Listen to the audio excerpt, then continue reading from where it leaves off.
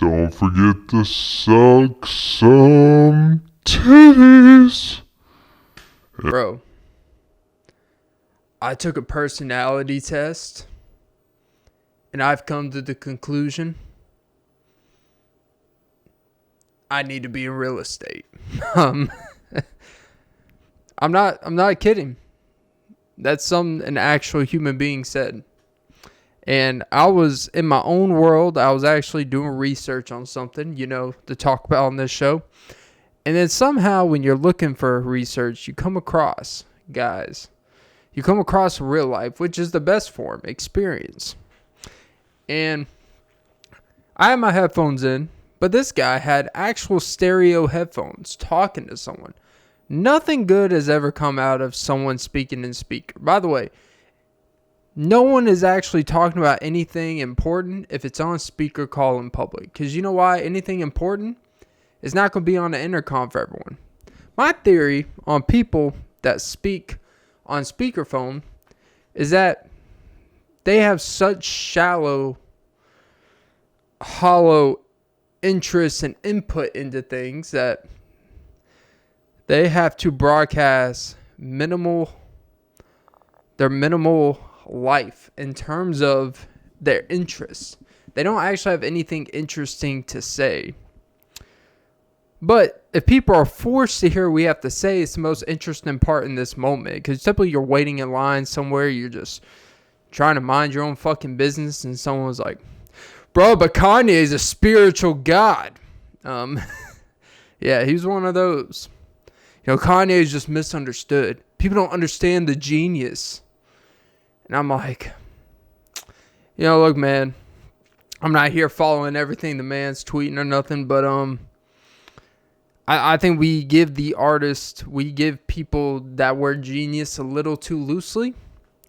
I'm not saying he hasn't revolutionized music or anything like that. What I am saying is, the word genius is very loosely used when it comes to quote-unquote creativity. But creativity, and this guy, he seemed like he's into music and stuff, because basically when someone keeps talking, you're trying to do your own fucking thing, you just stop doing what you're doing, and you're like, you know what, you want everyone to hear? I'm going to eavesdrop on you. I paused what I was doing, and I'm not kidding. For the video, I was writing in my notebook of notes.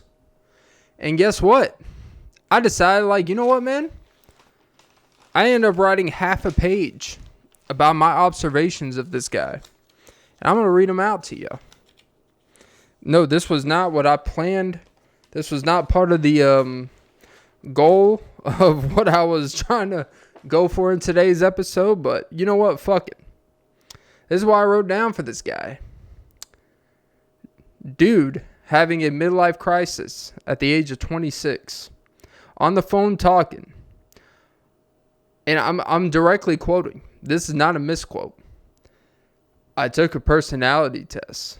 And I came to the conclusion I should do real estate. I don't know what personality test you be taking. I think it has more to do with how your personality merges with other things. Like if you're a very isolated, introverted, extroverted, whether you're going to be with an Aquarius or a Virgo. I think that's probably more of I don't think it's, I guess there are personality tests where there'll be like jobs that align with what you want to do. So, and he seems like a person that could probably lack empathy if he's in return making money. So, you know what? Real estate might be his avenue, because you know what? Your goal is to literally sell people stuff they can't afford. No one can really afford a house, but you're like, hey, I'm the guy for the job. So I don't think that was really a positive personality test. And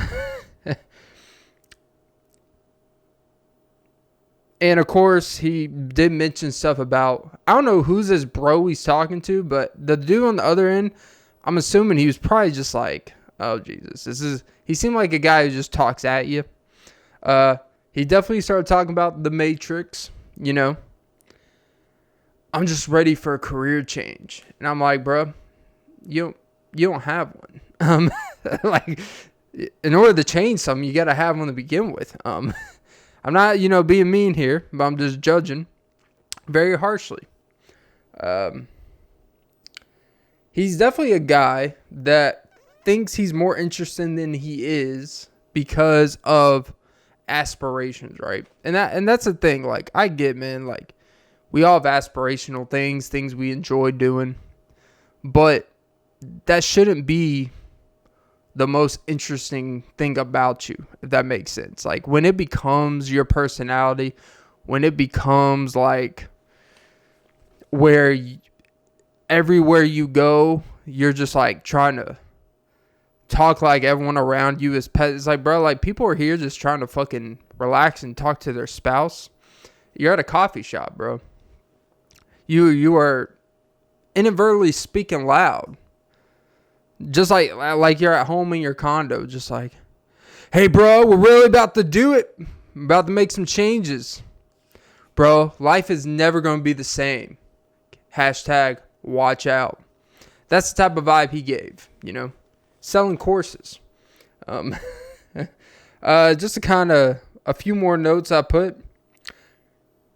Oh, and one thing I also overheard, and I want to shell on this guy, but I think it's a prime example of, and I get it, the younger, when you're in your young to mid-20s, I get it. It's this whole, he was talking about and I don't want to tell people's personal business, but when you're in a lobby speaking loud and can't even hear what I'm listening to, so I'm like, fuck it. I'm just going to write down what you want me to listen to. He's talking about the other night at a party, someone, he made some slight comment because I'm not, because he's like started to get a job and and I'm not this or whatever. And he's like, I'm going to, when I become successful, I'm going to return the favor. I'm like, bro, fucking relax. Jesus Christ. But he's definitely relying on quote unquote success and validation from others. We all do. This is another quote. All artists had ambition. I don't even know why I wrote that down. I don't even know what that means. He speaks loud to make others hear his not original thoughts on the world. It seems like he definitely has regurgitated a couple of deep 5-hour rabbit holes of certain, conspiracies and stuff and how the world is and stuff. You got to find a way to balance that because, at the end of the day, you can't, if you can't afford nothing, you can't afford nothing.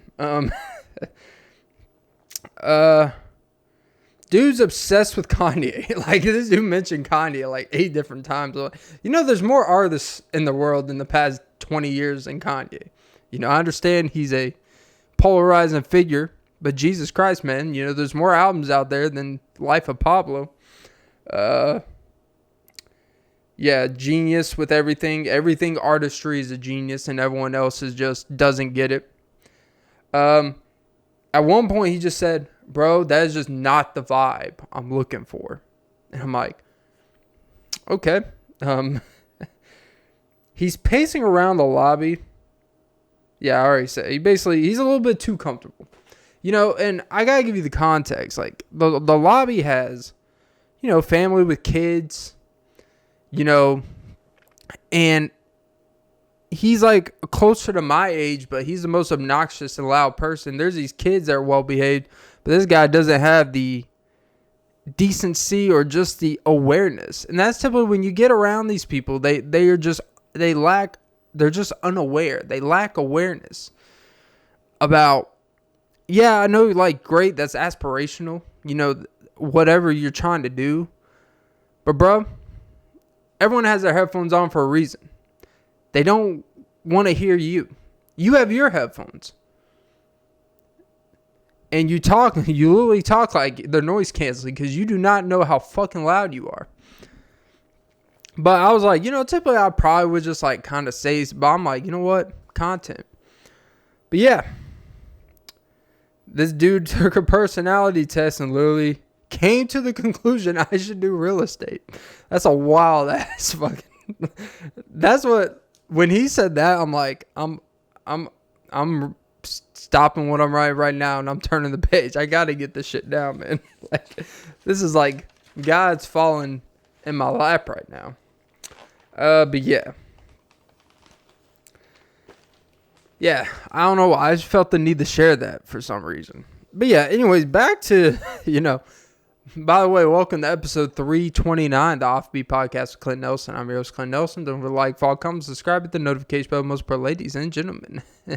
Don't forget to suck some titties, as you already saw in the intro. But yeah, the main thing I want to talk about, or at least start out today, is came across something. There's a older lady, and it's a 50. She's now 57. She made a video. She has gone broke, or she went broke, right? I think it was like when she was 53 or 54, she quit her job to pursue officially acting. Now, like 53, 54 years old to pursue something like that, I mean, unless you've done some stuff or, there's some indication like, hey, there's something for you. I don't know. I don't know her whole backstory, but it didn't seem like she had something that was like imminent to like make that bold move. But you know what? And of course, there's people in the comment section. Or really from afar. I think if you're in her comment section watching her videos, you're probably a fan of her, so you're probably very supportive. But there's always the people from afar that kind of prey on when someone does what you shouldn't do on paper and they fail at it. So it's kind of a rationalization for why most people continue to live a certain life, because there's not the repercussion, there's not the fear of being exiled, no empathy or sympathy. I think a lot of people, we get caught up in this kind of circle of life where at a certain point you just don't want people to not have empathy for you if things go sideways. And because it's a scary place. If you go down, say, fuck this, I'm going to do something that everyone says I shouldn't do, or well, you can do that, but you need to have a backup plan. And I actually wrote this note down when I was going through my thoughts about the thing, right? Because I've done something similar in the past couple months, but I'm also half her age, and it's different. I would say you could justify more at a younger age than that age, but actually, the more and more I thought about it, it doesn't really matter what age you do it at. People will view it a little bit differently, but people always say the same thing. When you do something without a backup plan, you can't, no one's going to feel bad for you. It's like, I don't really care if you feel bad for me. She's not trying. I don't think she's really trying to have people feel bad for her. I don't think that's not really the vibe I got. There are people that will do GoFundMes because they quit their job and whatever, or people, they call it beg talk, where people literally go on TikTok begging for money and kind of make you feel like shit for not donating. They're like, if you're in the group chat for more than 5 minutes and not donating money, you're part of you're part of capitalism and communism. It's like, whoa, hey. I didn't even look out for this video. They pushed this shit on me, but okay. But with her, one thing I resonated with, and my thought is, there was comments like, you can't, you can do what you want out here, but you got to have a backup plan in case things don't work out. And I say, yeah, I think you should have a general idea of like, hey, if shit starts to hit the fan, I have a backtrack of skills and education to go and find something, But the reality is to do a lot of these things, you can't operate in most jobs functionally with the time or the dedication it takes to be good at those jobs and do these other things without a give and take of both suffering. So having that backup plan, if you're always just know like, hey, if it doesn't work, I'm just going to And you may never actually fully dive into it. You may never actually, it may be unconsciously, you think you're putting all the effort and time, but it's like, hey, you know what? This is just like for shits and giggles. And you'll never take it, what you're doing, as serious as you would a job that is paying you. If that makes sense. Because with some things, the payoff can be great, but you may go through months or years of making no money from it. But you're developing that, whether that relationship, that dedication to it, to really learn the thing, the craft, to make it something profitable or something bringing income one day, whatever that may be. Just not day trading. I'll get to that later, but focus on what's important here. But I did a similar thing. She took out her retirement and all that stuff. Now, you take out your retirement at that age, that's a whole different thing because you don't really have much time to build that back. When you're younger, depending on your situation, I'm not saying you should do it, but at the same time, if you really trust on why you're doing something or to get through a hard time, if you're young enough or you're going to be working most of the rest of your life, you can start the retirement again and have the understanding of what that means and then be able to start it over again and be able to make more income depending on what you got yourself into. And you could just kind of make up for it over time and build it back up. Like, dude, at the age of 25, you got like 40 years to build that shit back up.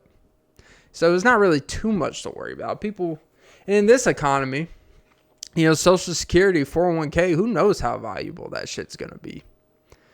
Like, you're literally keeping that money in these funds so other people can make more money off of it. Like, you really break down what it is. Like, if you actually, it's not something, like, if you have a job that offers it, do it. But I'm just saying from a bigger point of view, people act like your 401k is just automatically protected shit. Like, Social Security, all these funds through these private equities and all this stuff. Like, you really look into a lot of this shit. They're basically holding your money so they can make more money, so they can quote unquote compound interest, all that good shit. Cool. But you have to have a fucking amazing 401k for you to really retire and that be good enough anyways. Like, you would have to put I don't think today's, like, if you retire at 65, you live till 85, that's 20 years of that. Whatever that is, with nothing much else coming in, depending on your situation, to survive. And when you get older, you use that retirement because you're deteriorating. And, you're spending most of your money at a higher rate to just function and assist in living homes and all that stuff.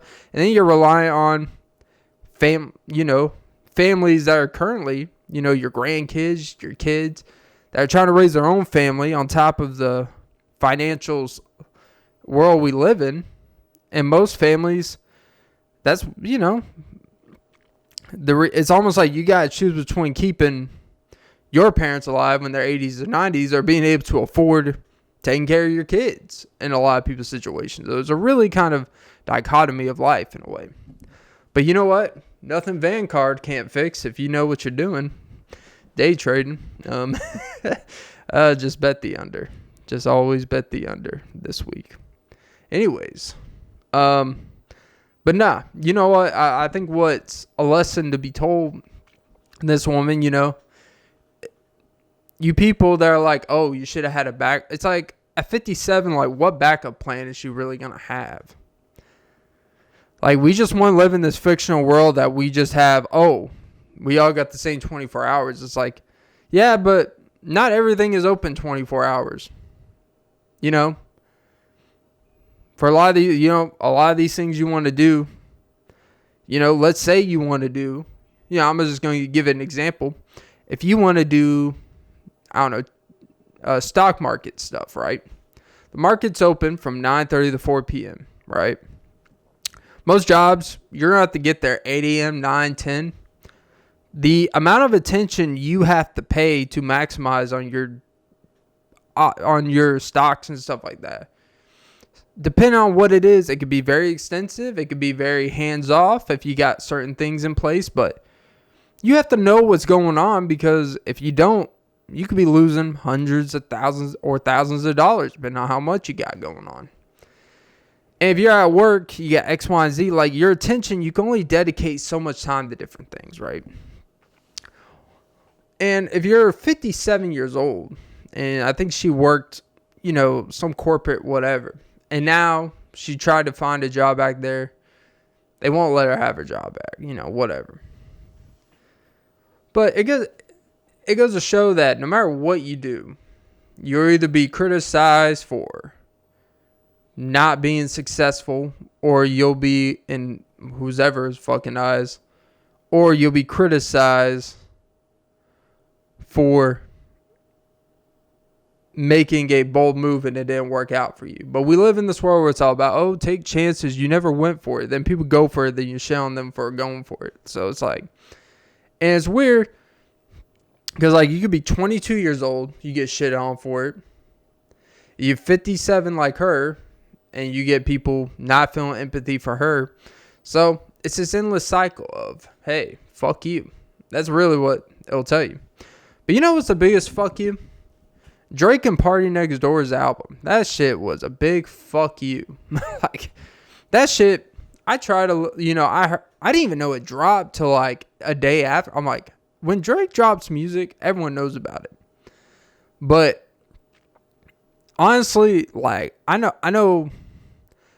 I'll admit the most recent Drake albums haven't been the greatest. His last one was probably like the least memorable one. I think like there's barely any songs on there that's actually like I listen to this day. They're just very forgettable.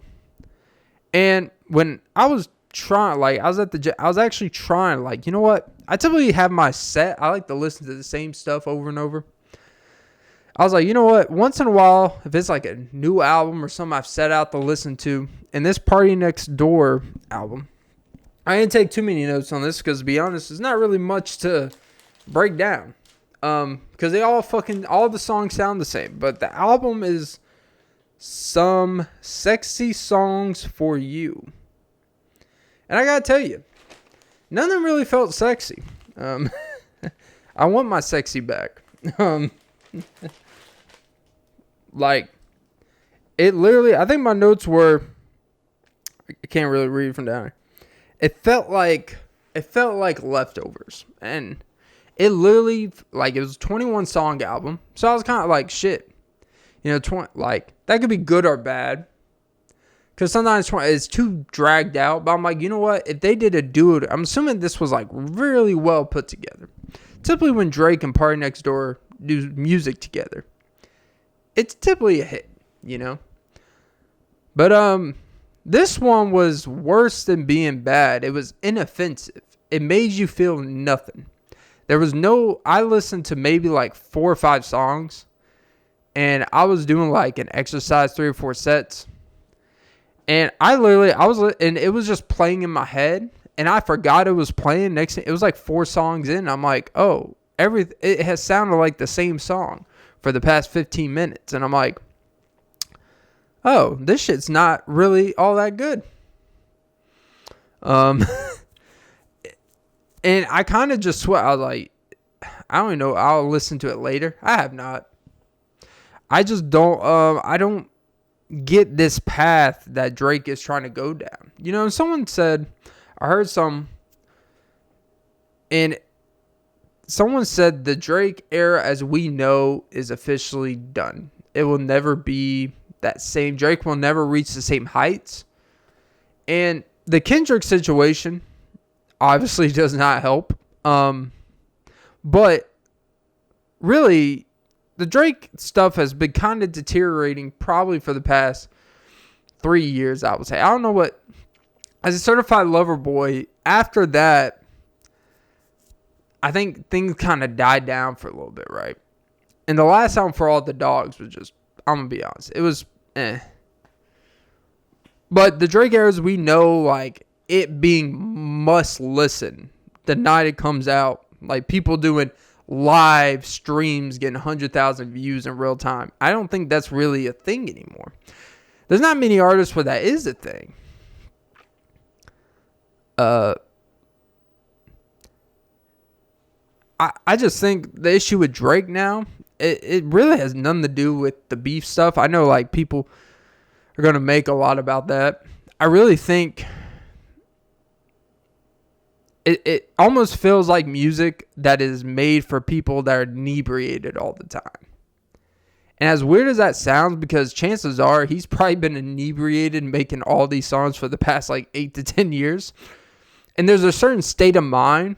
But the issue is when you listen to an album, you're like, I feel like this album is made when you are high or when you're drunk or when you're completely at night laying in bed or when you're driving or this. Like you typically like in the perfect setting, this music will hit in a certain way.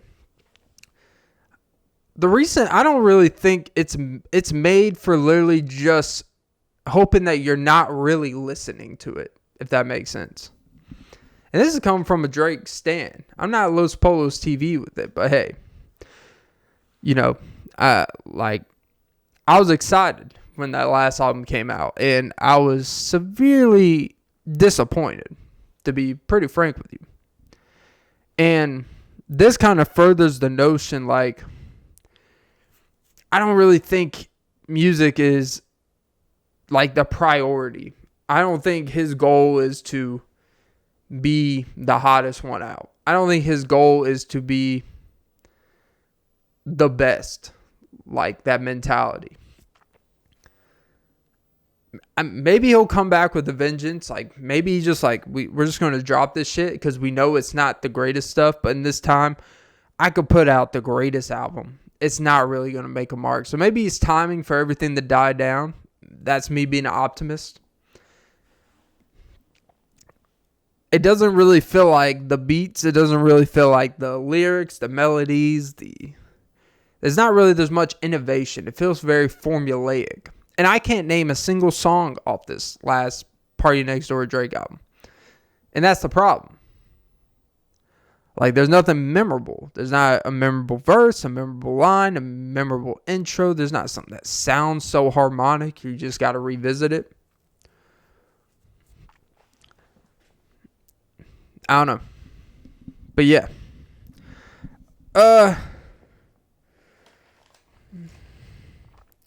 Also, I gotta say, I've been going deep. I've been trying to get more into getting my attention span back. So I've been watching more movies again. Right? Trying to get into some popular TV shows I've missed out over on the years that apparently have been the greatest shows and the movies that have come out in the past decade.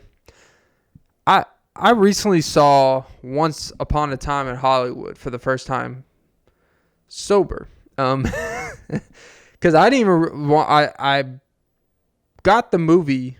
I bought the movie on my YouTube account, I think like 3 years ago. And I forgot I bought it. So I have it. And I was like, oh shit, I have a movie I bought. Oh, fuck.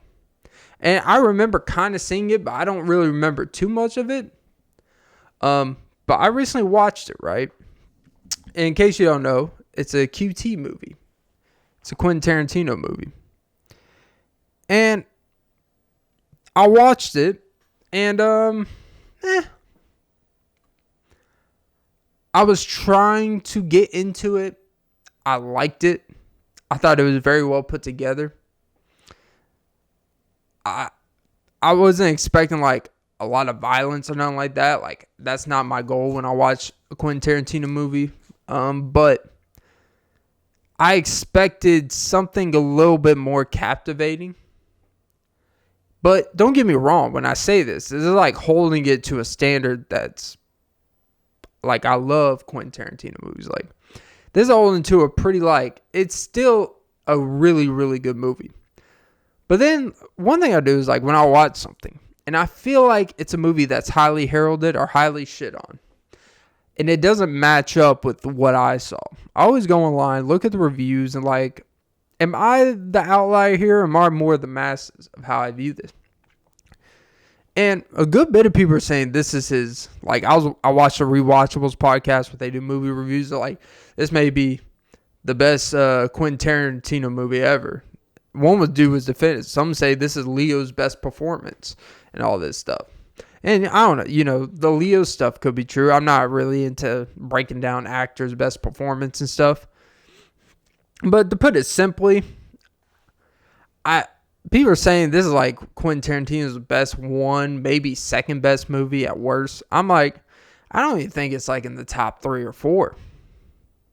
But I think that's more of a testament to his great catalog, even though very limited. He's not just making movies every other year. And also, just a side note, what I've noticed.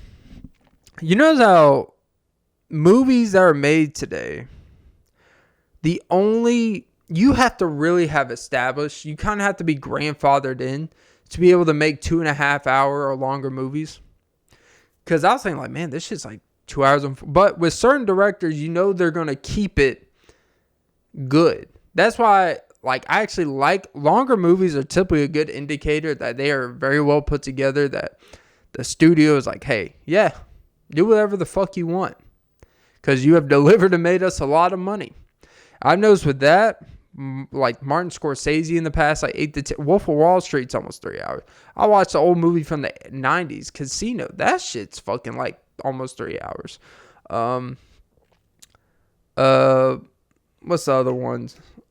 But yeah, there's Irishman's like over 3 hours. I think Goodfellas is like 2.5 hours or so. But you have to really establish something to warrant making 2.5 hour long movies. But if it's come from a good director, it's typically like, oh shit, this is going to be some good shit, right?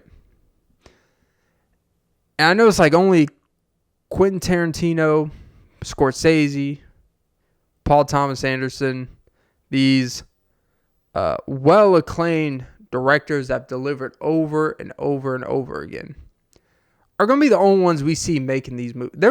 I was looking through IBDM catalog, and I was just curious, like, is there any recent Leo movies? Leo did a movie, a Martin Scorsese movie at that. I forgot what the fucking name was. It was like, it looked like this boring period piece jumbo. The bitch was 3 hours and 20 minutes. From 2023, I think. And I'm like, yeah, I'm not going to see that. But but it just goes to show, like, there's no new director coming up that they're having. There's no, like, newer person that's has some success in the past 5 or 10 years that are like, oh, yeah, here's a 3 hour fucking movie. You got this. No, they're not doing it. But neither here nor there. But overall, I think what I thought about the movie is that it was good. So when I'm like saying about this, it's not that the movie's bad. To me, it's just not exceptional. It's not exceptionally entertaining like most of his other movies. And I will say, a movie that I actually think, I'm not a big Kill Bill fan. I'll be honest. Like, I don't really love the Kill Bill movies. I think they're fine. I would say this is probably better than Kill Bill. Kill Bill is actually not, I don't think it's really that great. But apparently that's like people's favorite movies from me. I get the whole like story, but it's very well put together. It's a good story. It's interesting, but it's also kind of The action's cool, but the story's kind of I really think his best movies are, I think Pulp Fiction's obviously in the top 2 or 3. Django Unchained is in the top 2 or 3.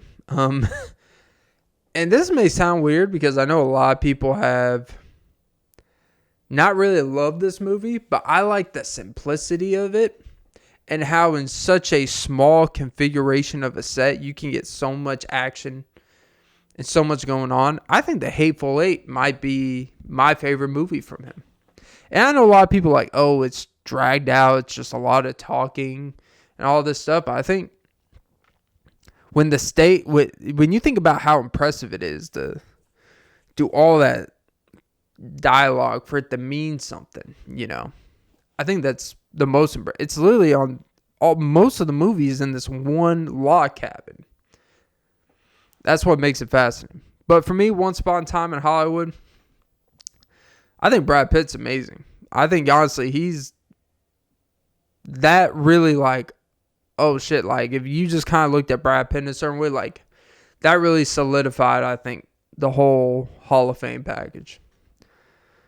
But, I didn't really care for the whole, like,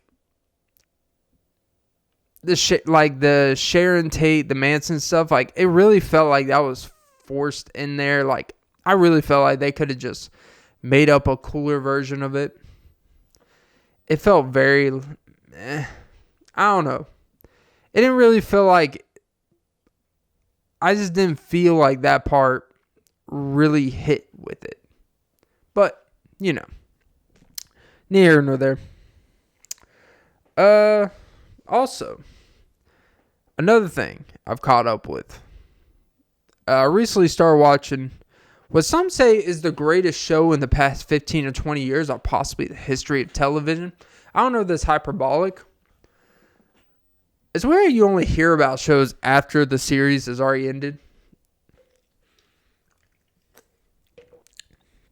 But Succession, which apparently is loosely based off Bernie Madoff. Loosely, but it's not really, but that's where a lot of the inspiration is from.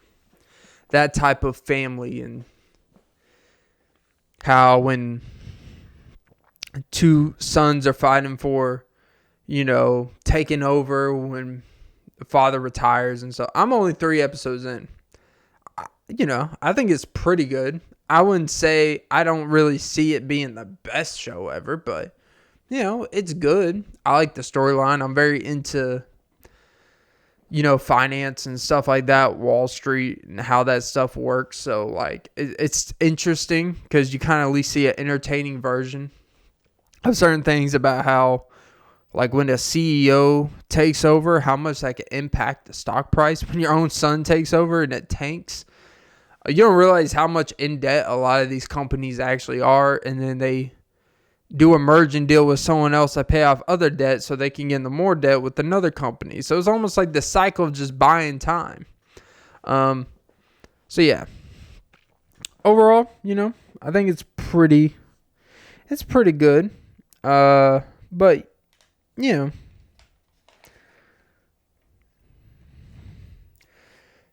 I blew through all my topics pretty quickly. But yeah, so I promised you guys this, so here it is. Here are my results from the first week of trading.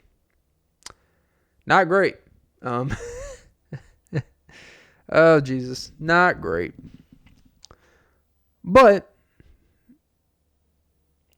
I'll tell you what I did notice, right? For anyone too deep inside the trading sphere, what you realize very quickly is trying to do too much will get you in more trouble. Less is more when it comes to this stuff. And really studying your habits, not getting too emotionally attached to the money and stuff like that, because as quick as you can lose it, you can win it back if you're doing the right things. And people always say, I would see the videos before I even start. People are like, it takes you 2 years to actually really start making a good living out of it. It takes you quite a while just to be profitable. And that can vary person by person, because you have to make the mistake. You can watch all the videos. You could read the graphs. You can understand dipping points of when to buy low, sell high, and all that stuff.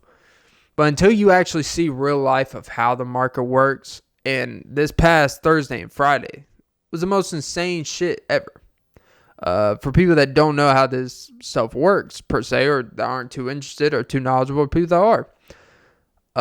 With the inflation, with the tariffs and stuff, like a lot of these big retail companies are dropping like flies. Like the people are selling. So the price of the stocks are just fucking going insane. Like literally dropping $10 to $15 of share price in a day with these big companies. Like Walmart got a positive earnings report. Typically, earnings report is going to help your share price go up. Earnings report, because we live in a very reactive world. And that's the dumb part, because the stock market, the price and value of a company should not, like, if you're using common sense, like, hey, Amazon had a situation where, they have some disgruntled employees. Oh, there goes your share price about to go down $10. Like, that's so stupid, because in a week later, Amazon's going to be just fine, and they're going to sell something on Amazon Prime that's going to fucking go through the roof. They improve this. Like, it's very overreactive to news, but there are some news that impact, like Amazon, Target, FedEx, these big shipping companies, Tesla. I think Tesla's for slightly different reasons, but you get the point. Like, these big Microsoft, Apple, the big corporations that direct a good portion of the stock market the direction because of tariffs and just situations going. It's going to cause potentially a lot of issues of profitability with these companies. And to watch that shit drop down, a lot of people lost money or didn't make, or had a hot sell selling their shares or whatever. And you'll really open your, like, you can't just use what you think is common sense. You've really kind of got to find that balance of when to step back, when to jump in, when to know not to get too greedy type of thing. And when to know, like, you can do all the prep you want, and then you wake up, and then people just react different, and it changes everything. And I think, like anything, you got to kind of shape your expectations. You got to shape your mind to, you go from, I'm going to be an open sponge when you're excited, then you're failing at something. It's like you just think you do everything you possibly could do wrong. Like, everything you possibly could do wrong. You didn't even accidentally get something right. You just like, okay, this is what's happening. Based off what I've seen, this will happen next. It does not happen like that. Oh, this was the same shit. Oh, it'll eventually go up. Nope, shit just keeps dropping, And you get too reactive. You try to chase your losses.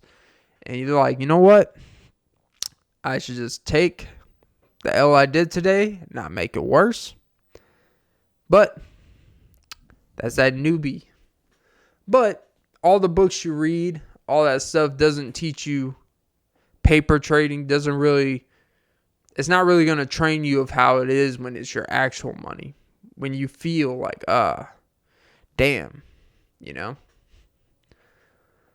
So yeah, I have a net loss of negative 280. I've lost 280. But I still have money in the account to win it back. So it's just about, because I won a little bit early, went through a couple rough days. Thursday and Friday were kind of an admiration.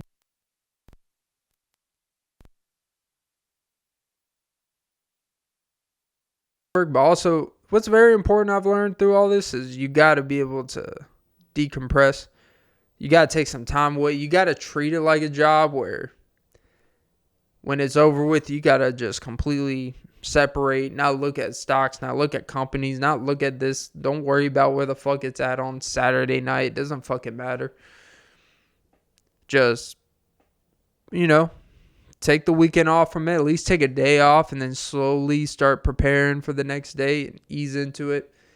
But I think when you become too obsessed and into incorporating something, you feel the failure so much harder. And it was kind of a good thing, because what it showed me when I was getting frustrated and failing is like, what the frustrating part is I did all the homework. I did everything that I know up to this point, and I am shitting my pants right now,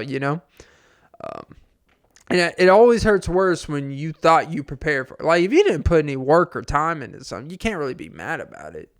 It's like, oh, shit, that sucks, But when you put the work and it's not working for you, you could sit there and quit, or be like, you know what? I need to just keep pushing forward. Eventually I just got to reevaluate, really seek information, seek guidance, really study a little bit harder in different areas maybe. But it's kind of exciting. It's kind of good because, I'm glad I actually lost my first week looking back. I know that is like some justifying your incompetence.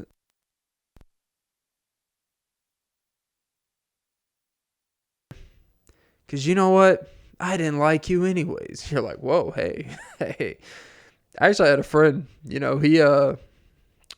recently, went through a situation with a girl, whatever. And he was like, you know what? Now I look back on it, I didn't really think she was all that pretty. I'm like, all right, man. You can't, regardless of what happened, you can't sit here and start like, you know what? She was a 3 the whole time. She was never as attractive as I thought. It's like, well, regardless of what you think now, it doesn't really matter because at the time, that didn't really bother you. So you obviously liked her. Just be okay with the fact that it's over, You need to move on. But the worst thing you do is go back like, you know what? They suck, They never made me feel good. They were never that good looking. They were a bum, lazy ass motherfucker. Never took care of himself. It's like, It never bothered you though, did it? But, and I even told him, like, look, man, I don't want to hear that. I don't want you to sit here shitting on someone just because they left you or broke up with you. Because you know what? You got to accept the fact that they left you and not try to rationalize why you didn't like them. Like, it's over. It doesn't really matter why you liked them or why you didn't, how it happened, how it did it. It doesn't matter, bro. So, yeah, that's what I'm kind of doing with the trade. It doesn't matter. You know what? I never wanted to win money anyways. Nah. But, in all seriousness, I do think, you learn more from losses than you do the wins. And I'm like, yeah, but if I keep on losing, I'm going to have to stop and I can't win nothing. So your margin for error is pretty low. But you know what? I'm excited. I think it's going to be a positive upcoming week. And just focus on the problem with me, and the problem that I did. And sometimes for anyone inside the trading world, you start just like betting on all the small stocks when you're getting low on your buying power in the day. Like, I only have to put $20 to get a share here. Maybe I can win 40 or 50 back. And there's a reason why those stocks are going for such low premiums. They're not going to move one way or the other. Or they're out of the money where the odds of it going that way, it's not going to happen. So sometimes paying a higher premium, even with a smaller account. Here's some advice for any new traders. I'm not saying buy the most expensive stocks, but buy stocks that will actually move. The big ones, the ones that actually move the market. The ones that move the market are typically going to be the same 20, 30 big companies that could go up and down $5 to $10 on a given day. Or at least 3 to 4 on a slow day. That's going to be your Amazons. It's going to be your Apples. Fuck Google. Sometimes, I know it has no correlation, but sometimes when you just there's certain companies I now stay away from because I've tried them a couple times and they just completely fucked me over. So I do not fuck with Google. I thought I fucked with Morgan Stanley, but you know what? They decided to drop $10 when I thought it was going to go up 1. And I'm just watching the free fall. I'm like, fuck me. You guys want, I had this attachment to them. It's like your first love. Morgan Stanley was my first love of trading. You won me my first $122. And ever since then, you have went in my savings account and took it with interest. But it's just going to be focus on the main companies that move the market.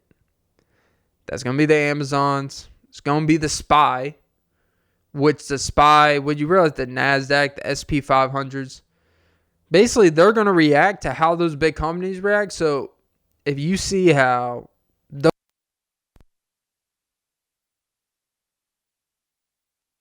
it's going to inevitably go to. So, but the point of the matter is, yeah, my first week of trading, humbling. Kendrick literally got me and said, sit down.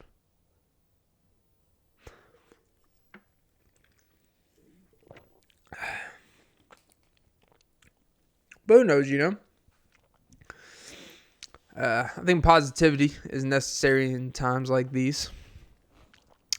I know this is random as hell. I went down a rabbit hole a little bit. I go down the weirdest rabbit holes. About Ticketmaster, right? I don't go to concerts. I actually have never been to a musical concert. I never have. It's never been an appeal to me. I thought about a few to go to, but then when it came around, I just kind of forgot about it. It was never enough to where I had to get a ticket.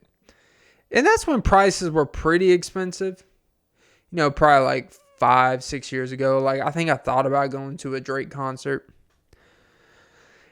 And, it was like, the hassle, park, You start thinking about, But you see these prices that people be paying now for, like, I don't want to insult, but like mid-level artists that you would think you're going to a Taylor Swift concert. But like some of these tickets for like Taylor Swift for thousands of dollars for the cheapest fucking seats.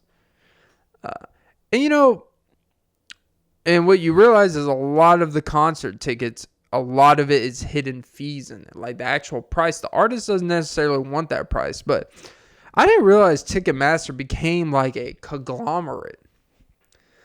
Ticketmaster, over the years, it actually started like in the 90s. They had their whole Pearl Jam situation where there's an issue of people buying it, scalping the tickets, and that's an issue within itself because it's like the off-market, people profiting. And, people usually don't like that, shitting on other people profiting, but then what Ticketmaster is doing is just as bad. They have these deals with the venues, with the vendors, with basically the label companies. So the bands can't really sell tickets privately because Ticketmaster has a universal deal with a lot of these, labels that have these big popular bands. And the tickets can only be sold through there. And so they have a lot of the fees, quote unquote, cover the band. It covers the band. It covers, X, Y, and Z, a million other things. It's basically a lot of BS. And that's why something that would be like an $80 ticket is now like $300. Or something that's like even on a high end, like $800 ends up being like $1,700. That's not an exaggeration. Like the fees are double, triple because it's like insurance within each ticket. But I didn't realize like concert tickets and Ticketmaster, they merged with Live Nation like a few years ago. Live Nation was supposed to be a competition. Then they just merged and created one big conglomerate monopoly. But it is crazy how much selling tickets, like, people talk about the music business. People talk about, these corporate, like Ticketmaster is literally dictating the music industry. It's literally dictating. There's no other option. If you want to see this person, you are paying out of the ass. There are no cheaper alternatives around here. And that's the crazy part. Like,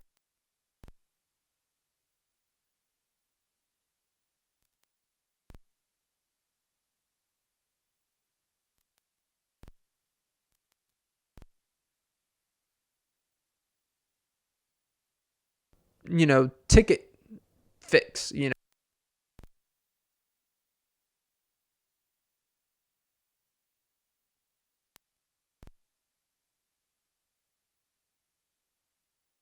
Those are like for sporting events, smaller things, whatever. And for me, I think like even seeing that, it kind of reconfirmed like I think I just have a natural sense of when I'm being fucked in the ass, and that's what Ticketmaster is there to do, the fuck you in the ass. And the comments by the CEO, even recently it's 2024. I was looking up some stuff, and in articles, this dude, he was not even like apologize. He's like, look, man. Like, typically it'd be like, oh, we're here to provide a service to our customers. Sometimes, the prices with inflation. This man's just like, look, man, we're trying to make some fucking money in this bitch. And we are not even going to hide that we don't have to fuck it. Really, they're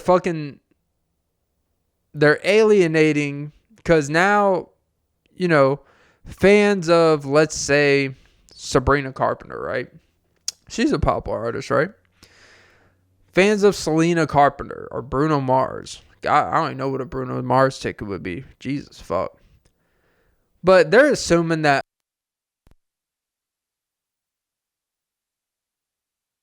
for a lot, I mean, there may be some like, sure, more money, but like a lot of artists, like normal artists, like we don't want our audience, our target audience is not really going to be able to afford this price. Like, we reach out to people of every day with the stuff we talk about that are going through the struggles of life. Like, if you are Creed, right, back in the day, right? If you insert someone like Creed, where they're talking about getting out of, dark places, high, it's all about, a higher to faith. No one rich believes in God. Let's just, if you always need to take me higher, or you feel like you're your own hell, your own worst enemy, your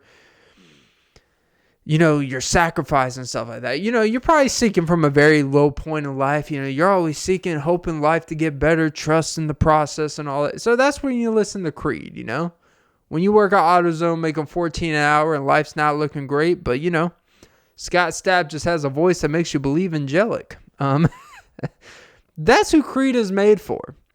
Not for a day trader making $800K, They don't really... It's two different lives. You're not like, only if I could just be out of this hellhole. I lost $2K this week. I've only made $20K this month. It was in a down week. That's not their target audience. So charging $800 for a ticket when that's like half of someone's salary in a month when they got other shit to do is not great. You're going to have a hard time getting people to concerts. So, and that's why the art, like, we don't want to charge. Our people are going to think we're alienating our fans. Like, we don't want people to think that we want to charge $1,000 ticket prices.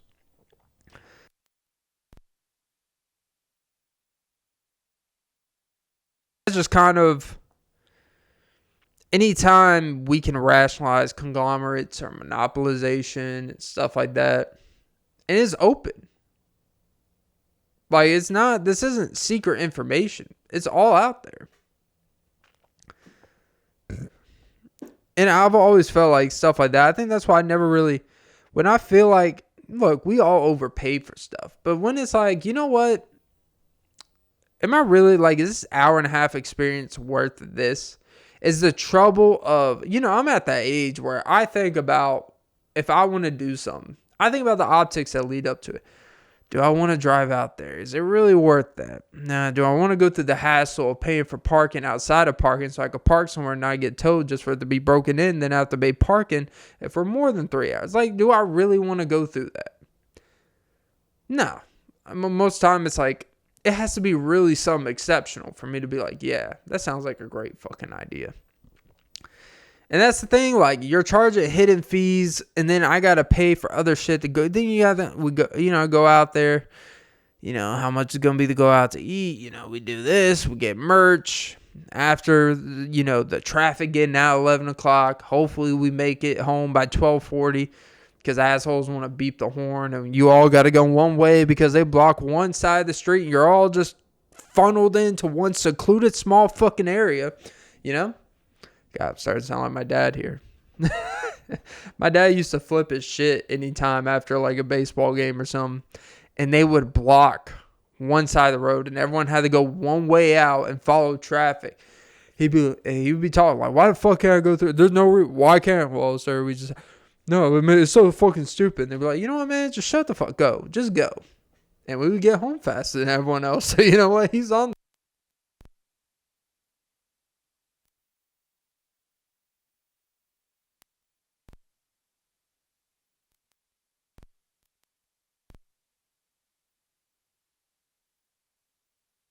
of her. I hope you have YouTube Premium, because you're gonna be just watching whatever someone illegally, tapes the whole concert and puts on YouTube anyways. So you know what? Enjoy it. Whoop.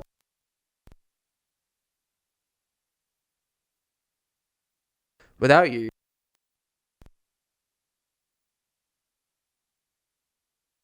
Wrestles. But dude, I thought he was serious at first. I'm not gonna lie. It was pretty good, because he's definitely playing the character. He was like, I thought he actually hated his dad for bringing him to wrestling events and fucking up his hearing, but I guess it's all part of a character. But it happened kind of, not even on purpose. I was looking up some about a wrestler back in the 90s, someone I remember. And of course, YouTube just keeps promoting, pushing shit about, oh, you watch one thing about Vince McMahon, you must want to remember Scott Steiner. And you're like, not really. And Goldust. And Kane. And you're like, remember that one match between Undertaker and Triple H? And you're like, yeah, I guess so. And then next thing you know, you're down a 3-hour rabbit hole of watching Royal Rumble 2004. But there's a beautiful fascination with it's weird wrestling, wrestling like that, WWE performative wrestling. It's some like in recent memory. I don't watch the matches, but I do like sometimes enjoy a little bit of like watching clips here and there. I like being reminded of the history of the legends that I grew up watching, like the Chris Jerichos, the Edges, the Matt Hardys, the Jeff. Like, I did not know that Edge and Matt Hardy had a lady situation, where in real life, Lita started doing some stuff with Edge. And apparently, they're like, hey, let's just create they use that real life situation like, hey, you guys are under contract, so we're going to make this storyline. And within the show, hey, Matt, you're going to hate Edge. You're like, oh, this is kind of fucked up. They're using real life. They'll be like, hey,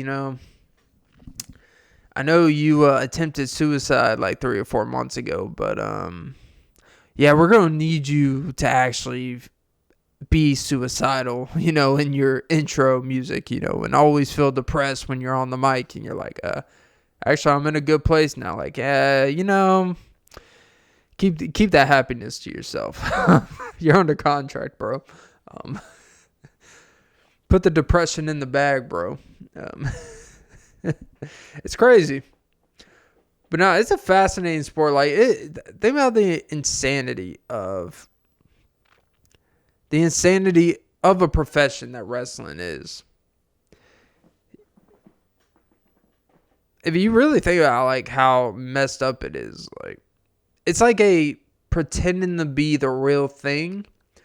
But I think because everyone knows it's not real, even though the physical ramifications are real.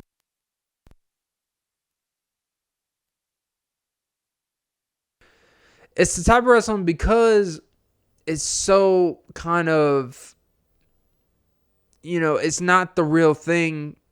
It's almost like the other things that are real, the talking, the gossip, the controversy behind the scenes are even that much more enhanced, because that's selling the product, the history, more than what actually happens in the, like, because everyone knows, like, no one cares that in whatever 2008 Roman Reigns, conquered, was a champion that year or whatever, or that Shawn Michaels, he really was the person that pioneered. Like, no one really cares too much about that stuff. It really is about the real stuff that people know about behind the scenes.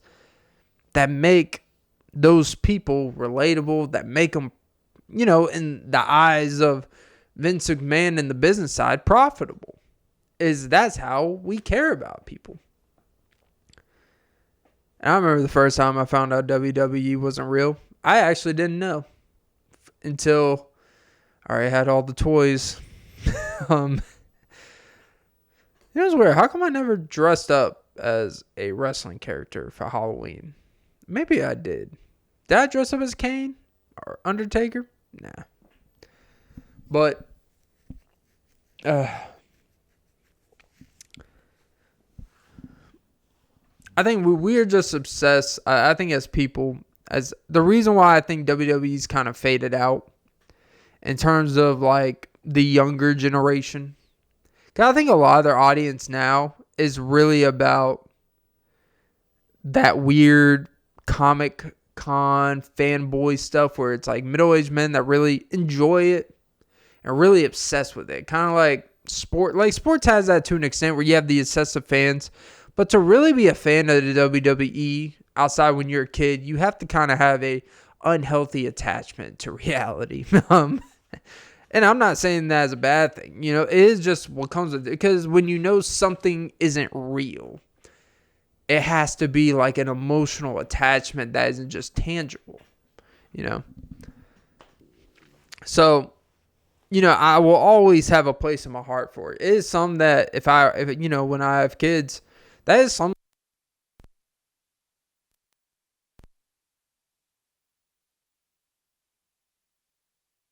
Especially as a child, and see like reality and enjoyment get attached to a potential real life version of a character that makes it seem real. It brings hope. It brings like, look, anything's possible, even though that's not real blood, but anything's possible. Don't be afraid. But yeah. Those were the happiest times of life, when you're a kid and you just watching WWE. I remember I had like a little, like I had like a whole toy collection. Like I had like a whole Royal Rumble set, like actual figurines and the actual ring. And I would like replay like the previous night's matches. I would make up my own shit, I would have like John Cena doing Shawn Michaels' finishing move. I would have Rey Mysterio.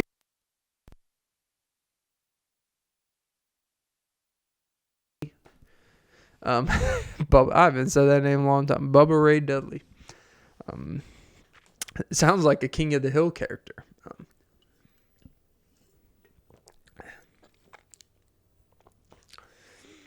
Yeah. But going on to important things. I just realized big ass toilet paper thing basically in the frame. Not toilet paper, paper towels. I'm about my paper and I'll wipe you a clean slate. Yeah, nothing like an underground sex party, as they say. Not that I would participate in such events, but apparently these Jew tunnels in New York ain't just for the Jews. Sorry, I just watched episode Succession. And wow, that shit is intense. It makes you think about, what if I had this type of money and this type of access? I think we all say we wouldn't waste our money doing shit. But you be honest, like, the way your relationship with money, when you have that type of money, like, you're literally just paying, like, they went to a little club area, nothing too crazy. They went upstairs and he knew they were overpaying for this specific type of champagne and shots or whatever. And the dude with him, who's not familiar with money, like, he's like, bro, how expensive? He's like, who gives a fuck? It does not make a dent in your bank account. It doesn't matter how much this is. And I really think about it. Like, we all say when we have money, oh, we will be humble and all that stuff. Like, nah, you know what? We typically adjust. And I'm not saying I would just go somewhere and be like, hey, I don't give a fuck what the price is. But if I had that type of money, you know, one thing you take away from the show is, and when you live a normal life, is when you feel limited and stuff, you know, you start acting like you're limited. And it festers into everything. When you have no limits to what you can or can't do, you never say no to things. Well, you say no, but you know. Yeah, it makes me think. I don't want money.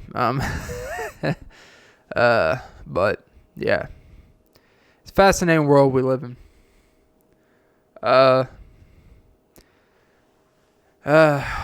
You know, this is gonna be the first time ever I have a 2-hour long podcast, and after I'll probably realize that's why I shouldn't have a 2-hour long podcast. Migraines. I've been getting these headaches on the right side of my head. I looked it up. I think it says when you stress, too much caffeine, and you hate yourself, you know. I was like, well, damn. Right on the nose. Big old nose here. But, you know, I will say this. It is odd, like this AI thing we got going on. Which, by the way, apparently Elon Musk is I didn't even know this man had a seat in office. He doesn't. Because I double-checked. I'm like, this man's sending emails to Federal Reserve workers like, what have you done in the past week? It's like, hey, bro, this ain't Tesla. You can't just send to random-ass companies. But Trump's like, sure, go ahead.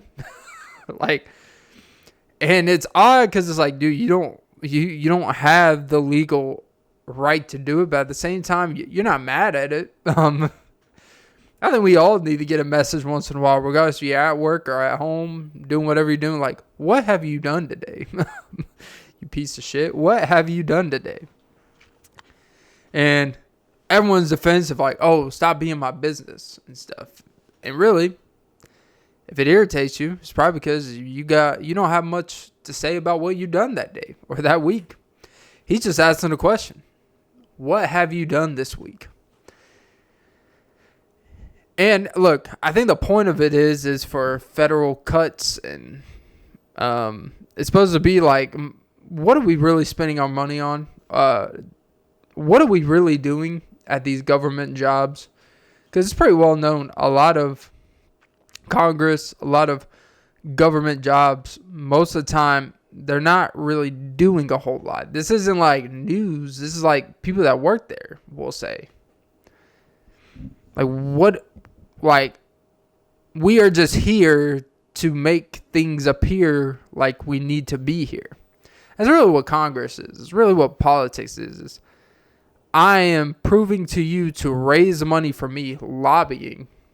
It's odd that for political races, they expect citizens and people to donate to raise money, and companies to sponsor, raise money for these campaigns that no one asked them to run for. And people be spending $30-40 million in campaigns that they know they're going to fucking lose. I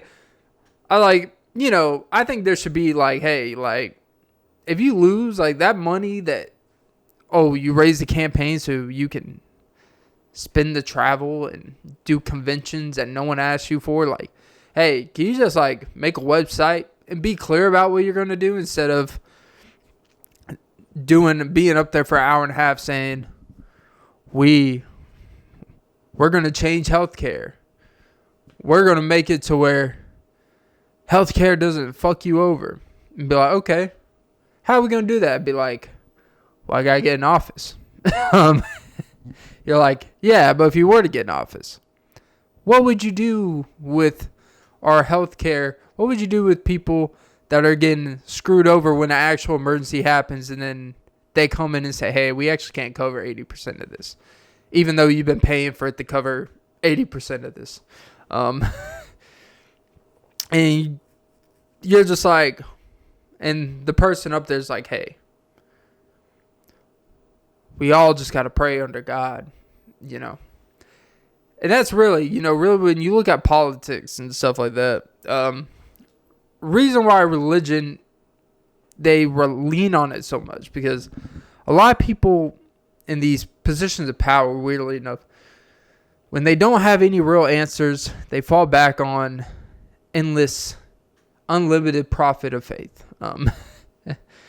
Like, hey, I don't have the answer, but I know when the time is right, God will tell me. I was actually listening to some the other day, and this person, I forgot what they were talking about, but somehow they found a way to bring God into it. They found a way to be like, I just knew that God would tell me when the time was right. It's like, why would God wait till the second before? Could have saved you a lot of trouble, a lot of stress. Your spouse may not have died of terminal cancer, but it's like, hey, you have to suffer in order to be the next one's buffer. Bruce, entering the cage. But, yeah.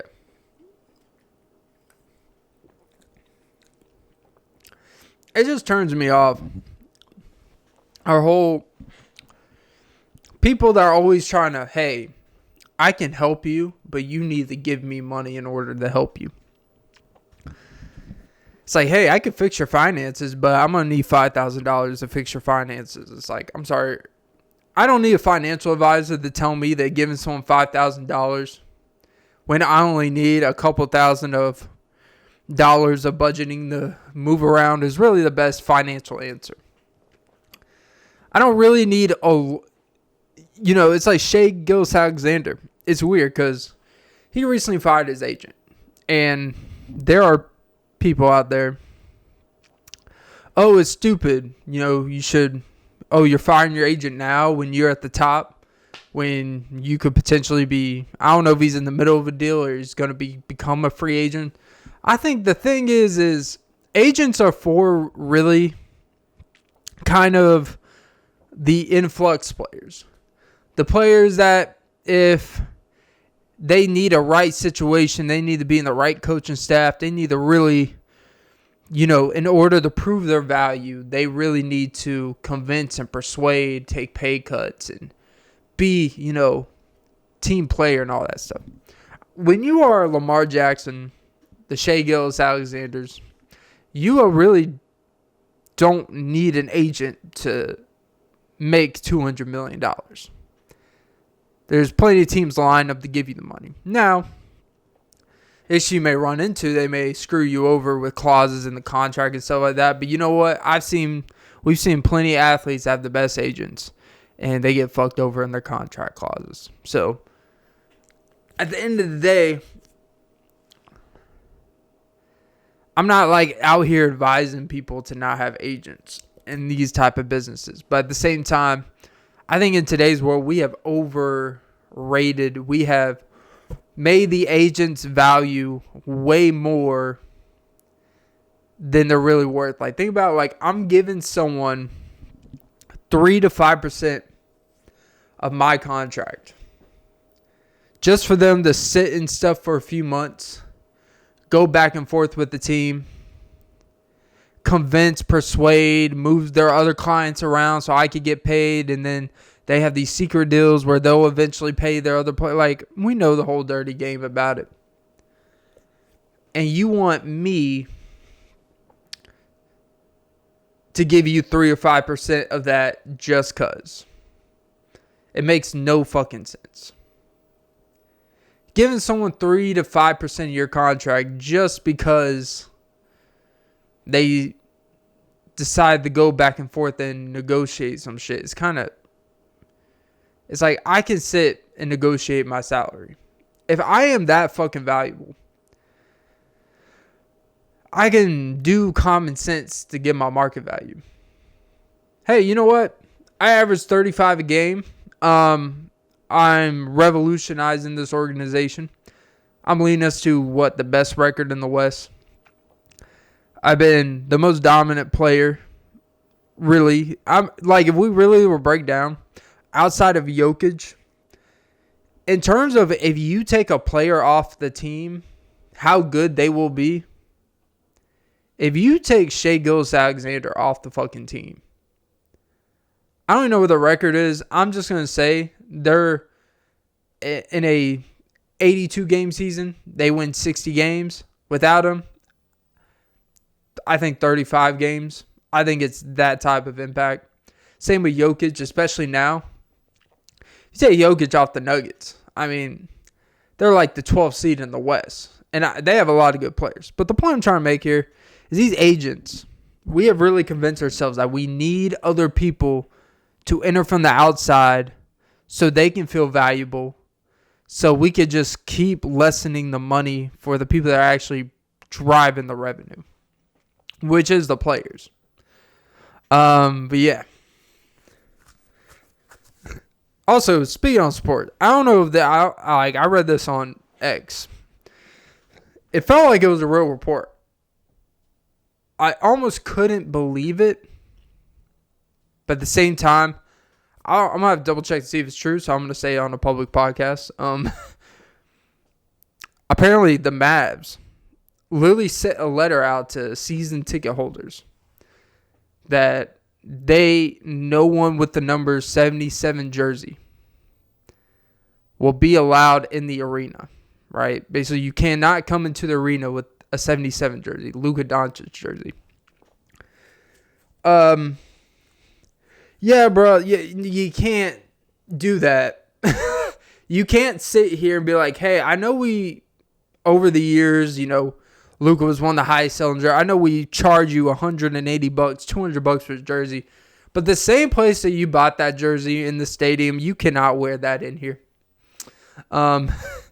If you are going to do that, I know this is a wild-ass connection here. When the Aaron Hernandez shit happened, what the Patriots did, they had you, if you had a Aaron Hernandez jersey, they would swap it out with another jersey of basically any current player or whatever. So they at least like, hey, this is not good optics having here. We will exchange it for you.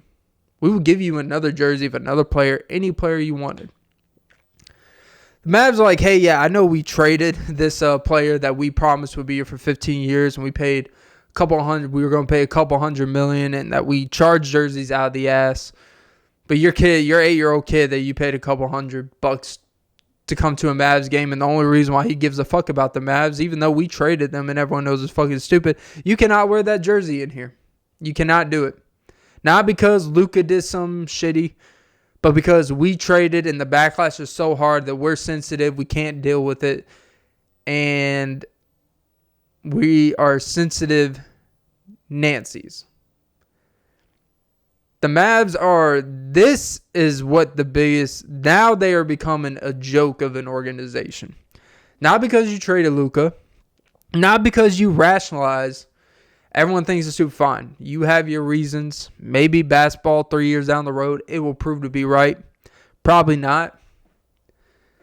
But doubling down and then trying to put out reports of, he's out of shape, this and that. And it's like, okay, now you're just trying to justify, rationalize to the public.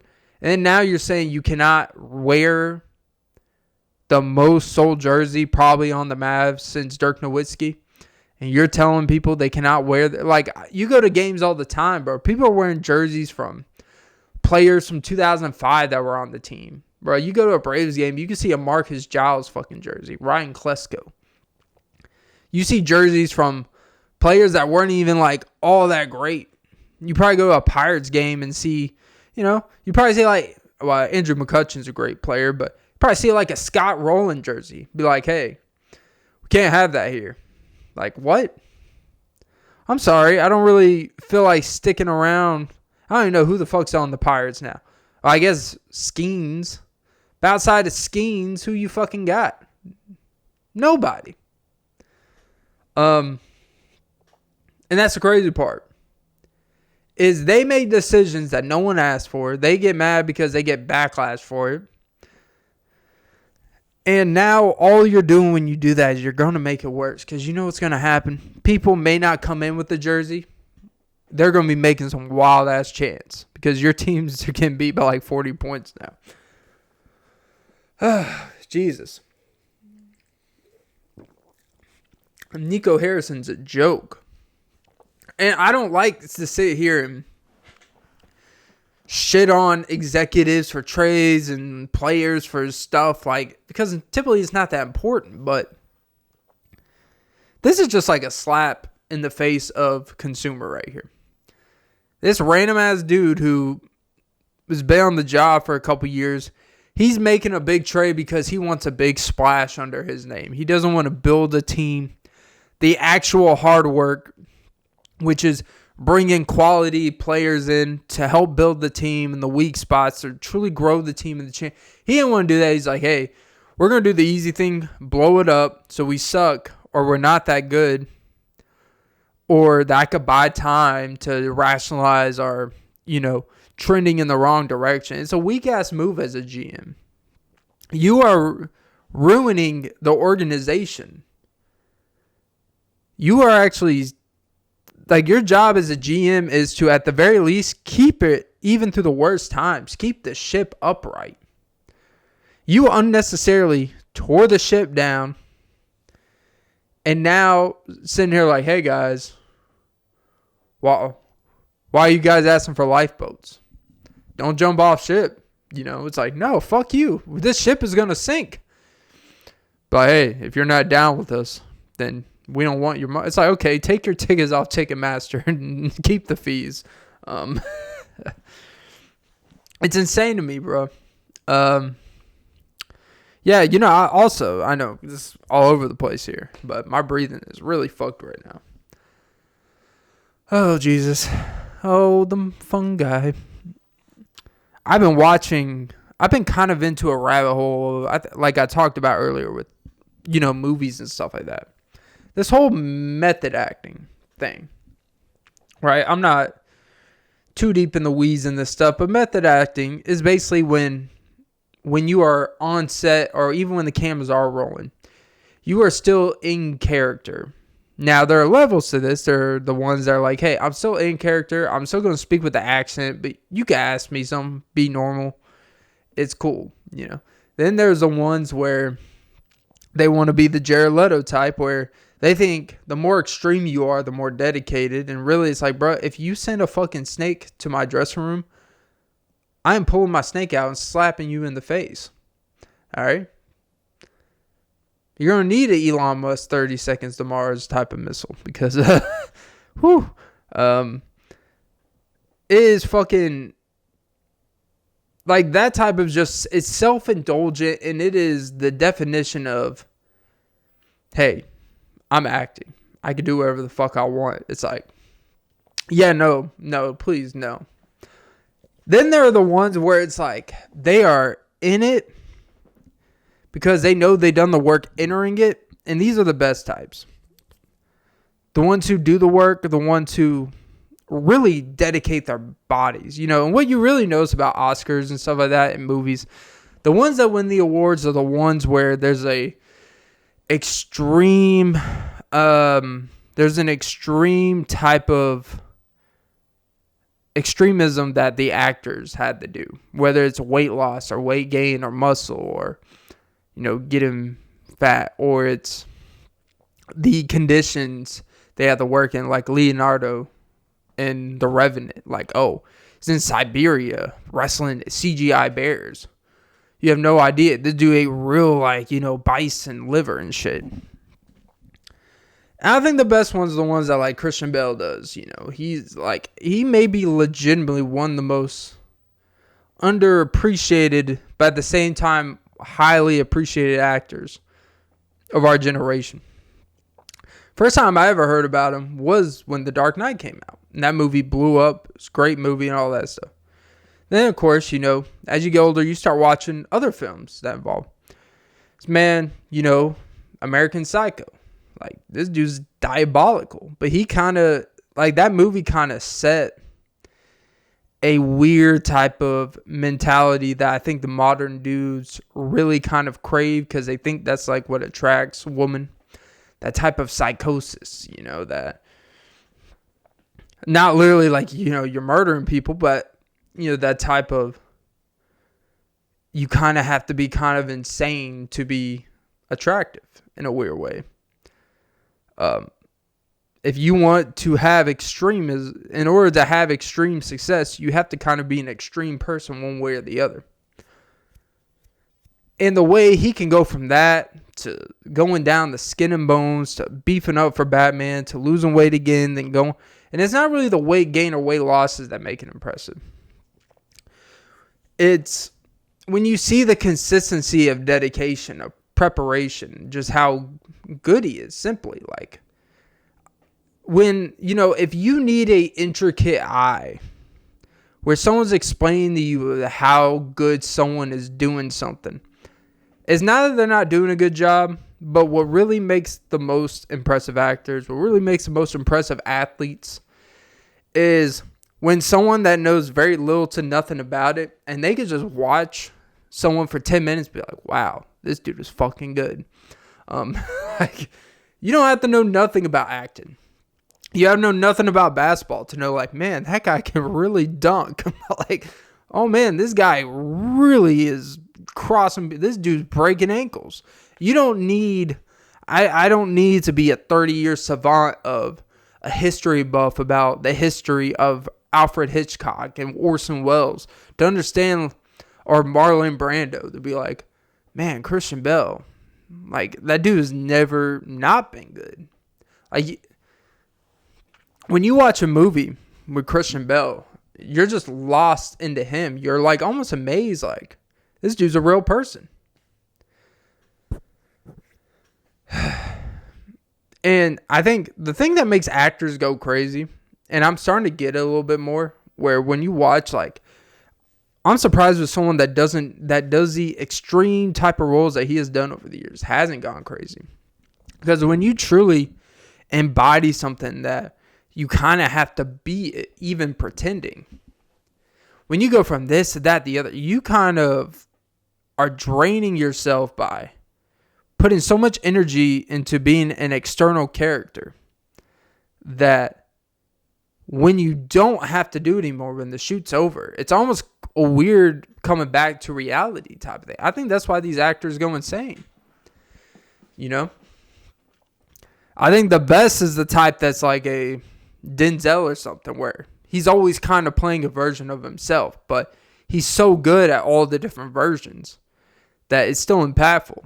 And I think they call it character actors when someone is playing like extreme different specific type of people, And with Christian Bale, I think it's just it's pretty like him, like Brad Pitt, Leonardo. Like, you can know nothing about them, nothing about movies, nothing about acting. You just watch something, you're like, this dude, there's something, he's just different. Like, this dude could do anything, and I would watch, right? It's like with musicians. There's certain musicians, they have such a good voice that they can sing anything, and you would just listen. They would make some of their own unique style, and you would just listen.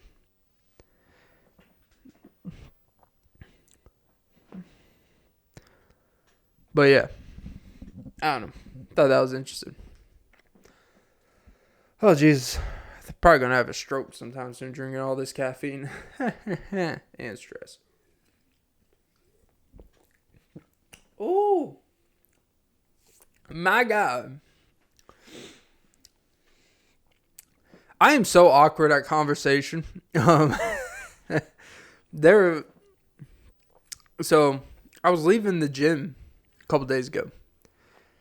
I'm walking out to my car, entering the parking lot area, and this guy's getting out of his car. It's a pretty big gym parking lot, so, it's a pretty big area you walk. And I was wearing a green beanie, right? And it has like a little hawk on it. It looks like I can understand. The dude's like, hey, you're a Seattle Seahawks fan. And I'm like, I was thinking the hat I'm wearing. I'm like, oh no, this is Atlanta Hawks. He's like, oh.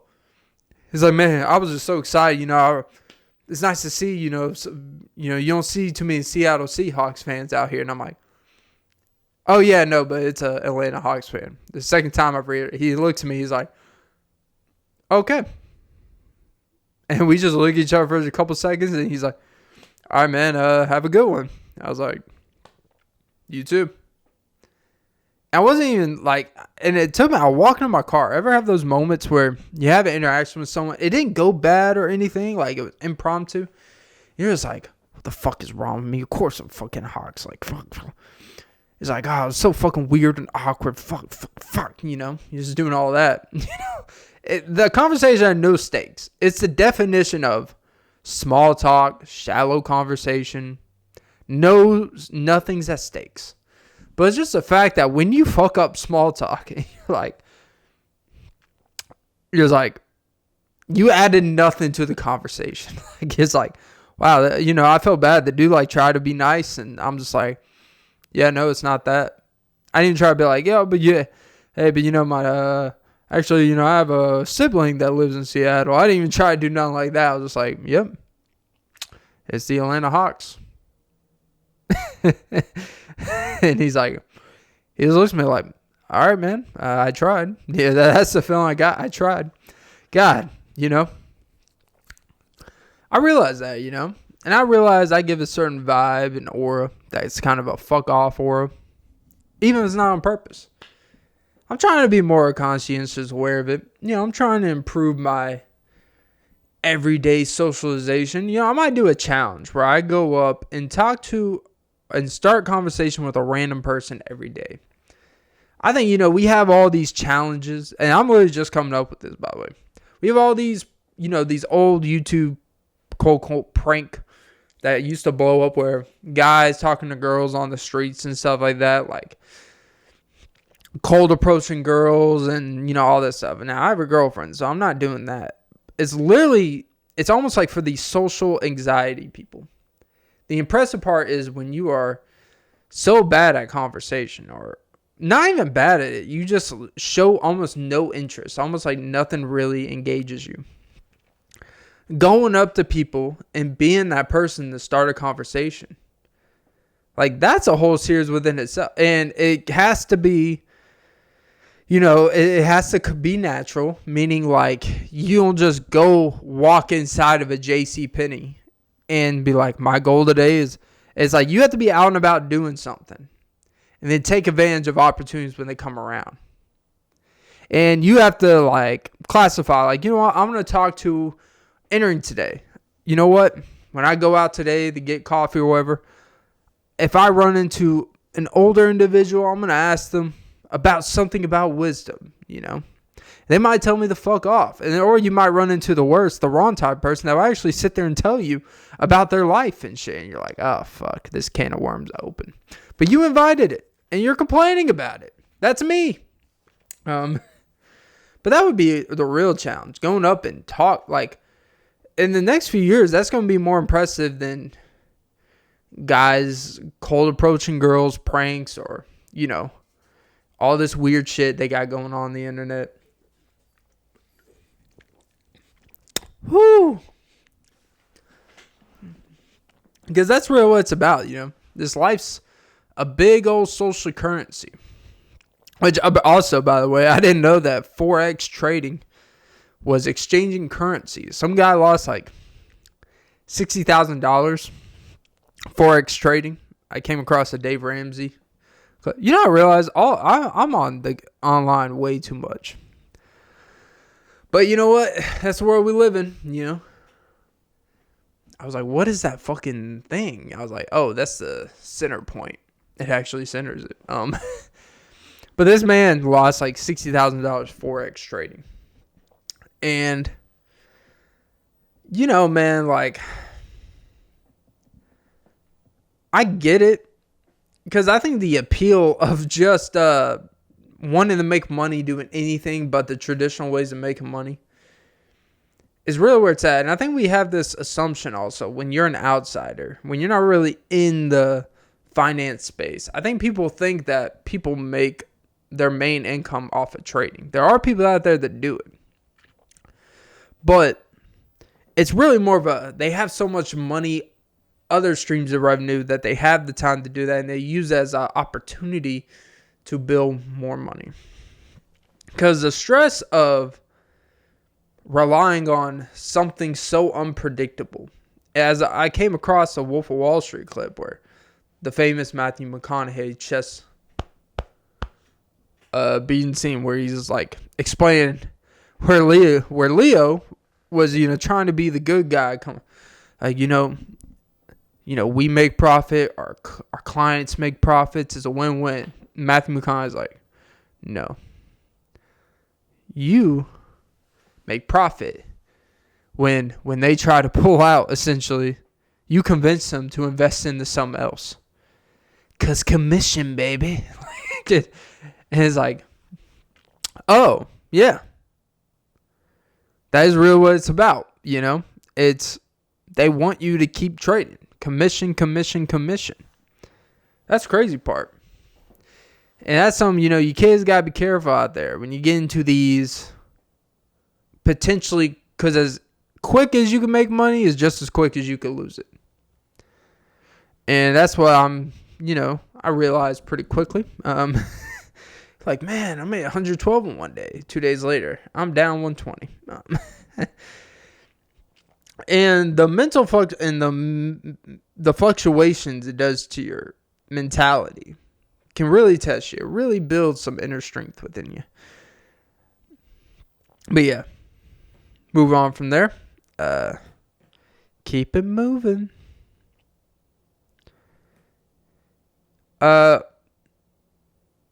Look, it is odd that now these Walmart and Targets are saying self-checkouts aren't profitable. They're saying they're not even saving money on self-checkout. Meaning, like, with inflation, it's not even, people are going to take advantage and steal during self-checkout. But it's odd. Like, when you go to these stores, and they have, like, 7 or 8 self-checkouts, and they'll have, like, in the middle of the day, right? And they'll have 1 or 2, regular lanes open with people, where someone's scanning, someone bagging and stuff. And they'll be out there, and they'll be trying to be like, hey, we could take you right here. And you're just like,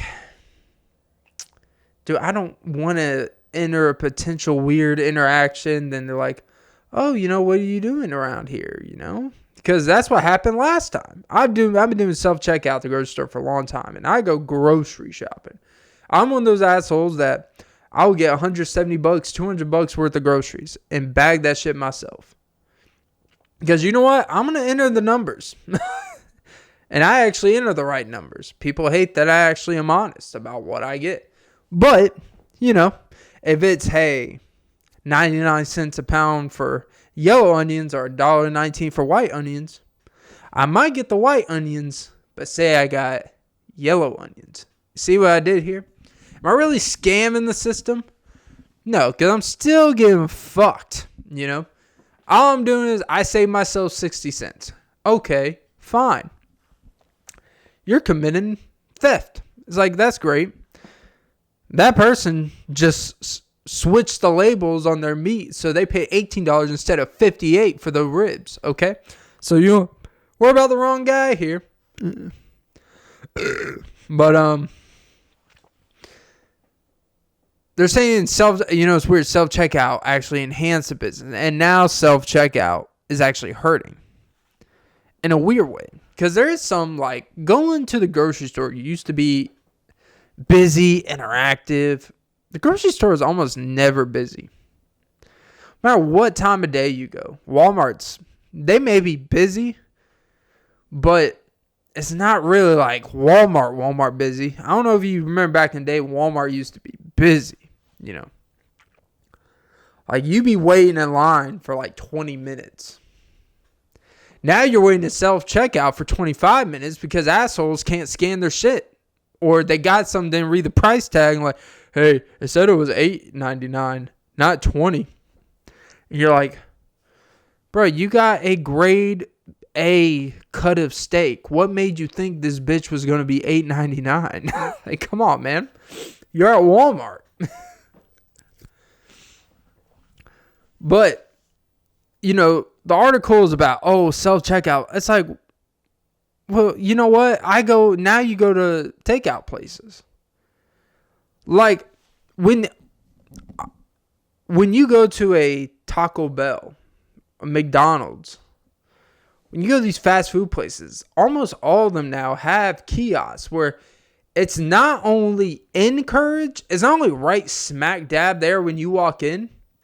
It's almost like if you decide to actually have someone go out of the way to come do your order, they're pissed at you. They really don't want you to, they don't want the margin of error of employees doing shit wrong. They want to keep it digital. And we could complain about it, but I'm going to be honest, like, I enjoy it because sometimes I don't want to sit there and explain. And also, you know, you can modify your order a lot easier. When it's someone over the counter, you don't want to be difficult. You're just like, yeah, whatever comes with it. I'm on the kiosk, I'm like, yeah, you know what? I want light sour cream, extra lettuce, extra chipotle sauce, 2 sides of this, you know. Switch the tortilla to a taco. Actually, you know what? Switch half of it to grilled, half of it ungrilled.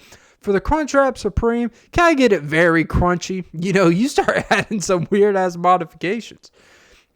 And it's created entitlement. It's odd. It's this weird fuckery where you would think that we do, now that we're doing things ourselves, we're going to be much easier. We're going to be much more like simpler of stuff we want because we're doing it ourselves. But it actually makes where we're more difficult. We want more modifications. We want more specificness. It's a weird, right?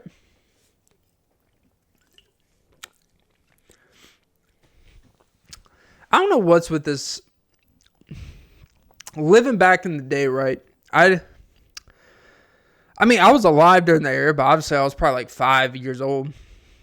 I really think back of like how, what if like when I was aware and mature enough or prevalent to really understand like radio, like Sirius XM radio, like Opie and Anthony, Howard Stern show, stuff like that. Like I do think about it because obviously I listen to a lot of podcasts that have people who used to come on those shows. They would go, like, part of your promotion when you do, you know, stand up and stuff like that is you used to go on morning radio at like 6, 7 a.m. Be on the radio for like 2 or 3 hours, just fucking around, just kicking it back, being entertaining. And then you promote that you're going to be in town playing, you know, at this club tonight. You're headline this, headline that, to get people to come out to your shows. And now it's really like everyone was fine to get on 1 or 2 shows, 2 or 3. But it created a community. It created like realness, not really edited, just like real life. We have to be entertained. They do weird ass challenges, talk about weird current stuff, and now it's a lot of, we're going to go on all each other's podcasts. It's going to be like 12 or 15 podcasts we're all rotating in between. Anytime we have a special coming out, then we'll go on this promotion tour for a month. We go on 6 different podcasts. We have to make sure that it's heavy promo at the beginning. We have to make sure it's very inserted, where it seems very like, you could definitely tell when they're there because they actually enjoy that person, or they at least have the professionalism of, hey, I'm here. Yeah, I'm here to promote my special, but I'm going to give you an hour of really good material, of a really good time. I'm going to be entertaining. I'm going to be engaged. Compared to ones that show up and just like, I got about 50 minutes. You know, you definitely tell they're just answering generic questions, being engaging enough, but not really being there. I wish I was around during that rawness of time where times felt alive. Now everything is so, we'll just put it out weeks later. So it's kind of like it loses that luster. Like, there's something about a live conversation when people know it's a live conversation on the air or on the internet, that people do act different. And I do think about, for example, like JRE, he used to do legitimate live streaming on YouTube, right? And most of his podcast episode would be live streamed on YouTube. Like during like the golden eras, like 700 to the 50, like most of them would be live streamed on YouTube. And there's something about like when you look back and listen to those, when they know they're on the air and they know like there's this pressure of being on top of shit where shit's not going to be edited, cut around because people are seeing it live. Same with on the radio. It's like if there's dead air, people are going to tune out. So it's the same with how it used to be. And now everything is so like, hey, we'll record the episode, you know, depending on if it's a political figure, certain thing. Hey, you know, I might want to cut this stuff out. Then they'll post it 2 weeks later. And then it kind of like, you could tell like when it's over curated, right?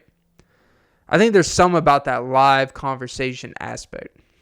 And just kind of a theory, you know, sometimes with these heavily edited, with these heavy, we're so concerned with what we're putting out.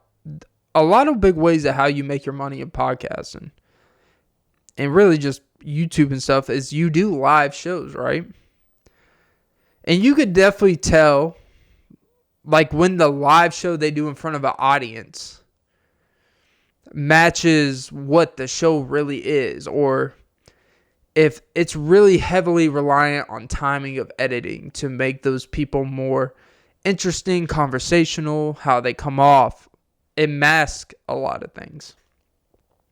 When you get in front of a crowd and then people are giving you real-time feedback, if they're enjoying, not enjoying, whether, you know, you're funny, not funny, whether it's, you know, they enjoy the conversation or not really engaged, whether, you know, they respect you or not, like, those live shows really expose that. Now, apparently you can make really good money doing it. But if you fuck that up, you know, it can be very, very, it can be very not demoralized, but it can heavily affect, you know, whether people will look at your show the same. You can definitely tell the ones that can think on their feet, ones that don't get too nervous in front of people. That's why what I would say, typically what you notice is, like, people that are used to being on a stage talking to people, like stand-ups, yeah, they do the podcast, but even when they do a live show podcasting, they're already comfortable in front of people. So typically, they have a slight advantage that people that just do strictly podcasting and they protect the studio in their own home, no one interrupting, they can edit it however they want, they can go over things, re-record, and all that stuff. So you get in front of 5,000, 10,000 people, let's just say, or a couple hundred people. And all of a sudden, you're stuck in your thoughts. You're overwhelmed. You don't get a response. You're overthinking. You're not in your own world. This, that, and the other. The point I'm trying to make here, I forgot the point I'm trying to make. But titties. But, I think there's something about live, real conversation that is kind of missing in this space now. So, yeah. I guess that's all I got to say about that. But, yeah. Whew, I got a urine. Apparently, horse poop isn't what you should worry about. They say horse urine is 10 times more drastic to your senses than horse poop. Don't shoot the messenger. Have a few Cheddar Bay biscuits and it turns into sea biscuit real quick.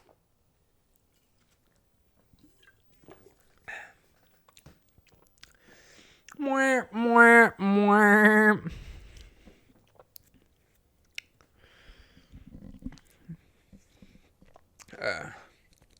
My nose. Apparently the cocaine that they snort in movies is actually like vitamin B.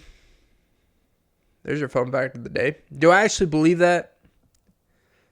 Most of the time. I do think I've watched some movies, even ones that have been made in the past decade. And I'm like, I will, you know, not to go back to movies. I don't know what is with, I made an observation. And I think because we're so used to seeing it, but I think it sticks out more now. Because not many people are publicly smoking all the time like used to. You used to be able to smoke in restaurants and stuff like that. So even on TV, you know, in movies and stuff, everyone's just smoking all the time. Like, I understand it's a device for character and stuff like that.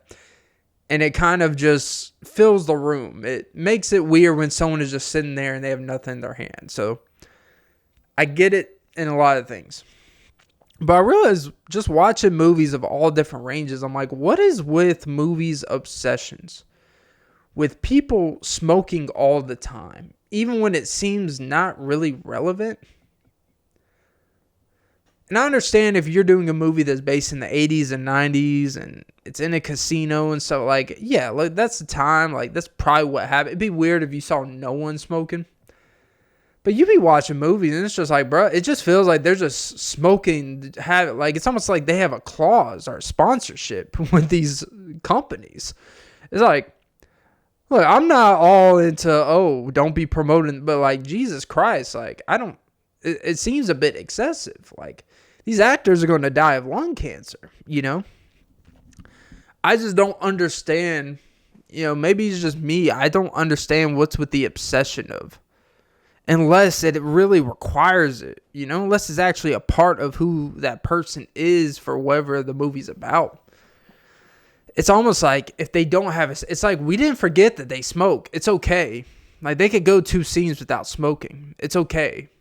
I was thinking about watching Once Upon a Time in Hollywood, or just, just a lot of different types. Even watching Succession. Like, I get it, man. Kendall does cocaine. I get it. The dude is now like snorting up like every 10 minutes in the show. I get it. Like, but it's like, Jesus, like, it's not that critical to the whole show to show it all. And I know that's nitpicking. I'm an idiot. It's one of the most successful and I'm not like, it doesn't annoy me, but at the same, I'm just watching like, all right, here we go again. Like, and to me, I was like, at what point we got the point? And, people say the same thing about eating, people say something like Brad Pitt in Ocean's 8, 10, 11 or whatever. Like, he's eating all the time. But that actually feels like, for some reason, that feels a little bit different. That at least feels like the dude is one of those dudes, he could eat all the time and he never gains weight, always in good shape type of thing. And it's never really good food he's eating either. It's pretty shitty ass food. But that seems like it's critical because it's like he's always doing something, even when he's not doing something. Like, it's like a signal, it sends. It's like now everyone's either got to be drinking some bourbon, everyone's got to be drinking a beer, everyone's got to be doing crack, everyone's got to be snorting coke, drinking some, like, smoking. Like, it's like, how often is this really necessary, I guess? And I'm all about, hey, make the show however you want and stuff like that. I don't know. I was just watching. I'm like, all right, it kind of feels like, it feels repetitive, and I'm not really sure the purpose of it. But I don't know, Maybe there's something I don't know. I get it, Yeah.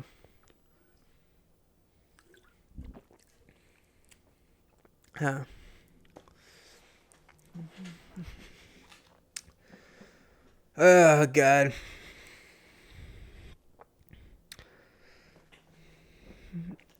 So there's this mayor in South Fulton. Mayor of South Fulton, the city South Fulton. He's apparently being kicked out because the man is used trips to Colombia and a few other countries for like 20 days last year. The man's just like, yeah, I'm using funds. And he said, in order for us to get some, deals with, like, I don't know who in Colombia is doing a deal with South Fulton, Georgia, but it's probably nothing that's going to be impactful in the near future. It's like, oh, he was probably doing some interactions, all right. Getting booty. That's that dark roast. But, he apparently came mayor a few years ago through all, when a lot of stuff was going on. And then he tried to use the race card. Like, you know what? I'm being attacked, because he's black. But the whole committee was black. They're voting him. It's like, no, because you're misusing funds, bro. Like, the man's like, he's doing an interview, like an older interview, and when this stuff came to light and he's barefoot in his own office, it's like, yeah, this guy's a little comfortable, But, I think the thing about it is we got to be, there's that fine line between anyone can become a government official. And, people say this stuff about Trump, and look, that's fair. There has to be that ability for anyone to be able to become an elected official. But at the same time, when you do that, you get situations like this where dude is doing secret meetings, travels to Colombia using public funds. And people are going to say, well, everyone does that, so why is he being pointed out? It's like, well, because you're supposed, in a weird way, because you got into the position because of your activism on what you thought was right or wrong. When you do something wrong, you've set the standard that right is right. And when you do wrong, it makes it almost worse. It's kind of fucked up. That's the one part that's fucked up. If you have a history of doing shitty things, people are going to expect you to do shitty things, right? So when you do one, no one's going to really it's like, oh, well, you guys should expect it, so you get what you get. But with someone that was held to, oh, he was one of us, he was someone who cared about real issues of the real people and stuff like that. And then they end up doing the same thing that the other elected officials do. And there's this one lady, she got I forgot what it is exactly, if it's like payments for taxes or whatever, but someone I think in Cobb County or DeKalb or Gwinnett or some shit, she legitimately got like $3 or $5 for every time someone processed a payment through whatever her thing was, and she made $84,000 of that. Just saw people doing payments on time. And it was brought to light. And she's like, oh, well, she was going to take it. And it's like, because of the public pressure, she's like, I'm going to donate it all back. Don't worry. It's like, you weren't going to donate it all back. Like, this is fucked up, But, I don't know. I think the problem is when you put yourself on a pedestal, you're the one different. You're the one that's from the outside trying to make change and stuff like that, and you're trying to be better than what the system is, and then you end up taking advantage of the same things the system, takes advantage of, then you become exactly what you complained about or weren't happy about in the first place, and you become exactly what you despise. I think that's the disappointing part that people may look at it as. I'm not here to judge. That ain't my place.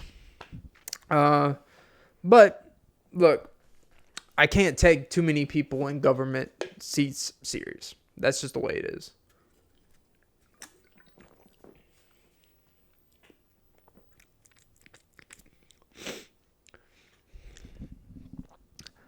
Lean with your heel and your Achilles will feel because they'll be torn. Kind of like Aaron Rodgers. So, this is kind of late news to the party, but yeah, look, he's maybe on a new team now. He's definitely not going to be with the Jets, right? I think Devontae Adams was already cut. But apparently he is looking for a team that is good. And I forgot what the other one was. It was just a team that was good and then something else. I think it's something like good rant. I don't know. But basically a good team. That's basically the qualifications for him. He's like, yeah, I'll go to a good team. It's like, yeah, chances are a good team probably doesn't need you. But, Aaron Rodgers is a very enigma. I think he recently had a documentary that people have talked about where it kind of goes deeper into who Aaron Rodgers is. And a lot of people roll their eyes at it, apparently. Because, he can get a little too deep in the, spiritual realm into embodying, the world and stuff. I remember a long time ago. I mean, this is like the first 8 episodes of the show. I did something about Aaron Rodgers and Danica Patrick, right? And I forgot what I talked about, but I remember I did something with Aaron Rodgers and Danica Patrick. And I believe I said something along the lines that the issue with Aaron Rodgers is that he's kind of stuck in between high performance and kind of the spiritual aspect of it, to the point where it's almost counterproductive for what he does. And that by default is going to interfere with everything in your personal life. You almost kind of have to, and I know people don't want to hear this, you kind of have to choose. Because what is spiritually pleasing, if it's about the purity, is probably not going to be financially pleasing.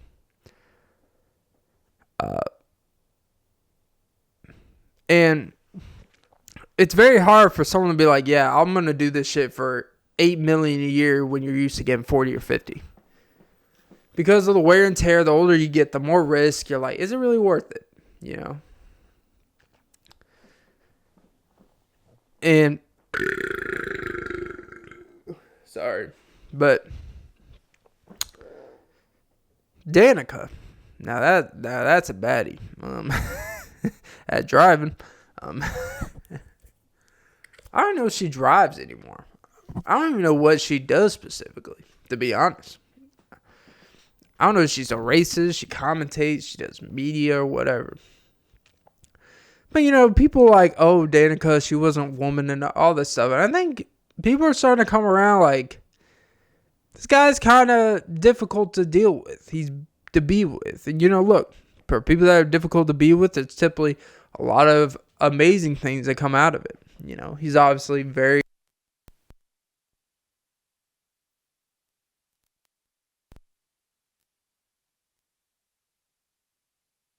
great. He's going to go through the identity crisis stuff.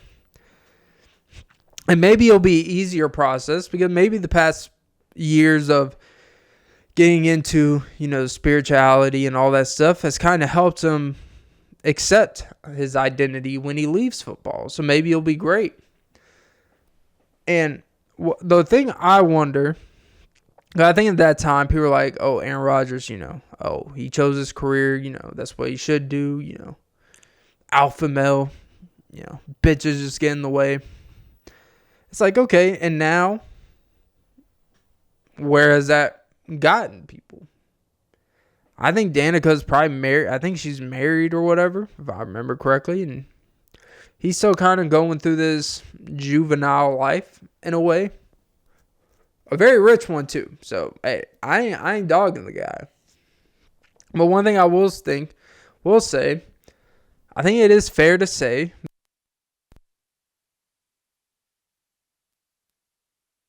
about him.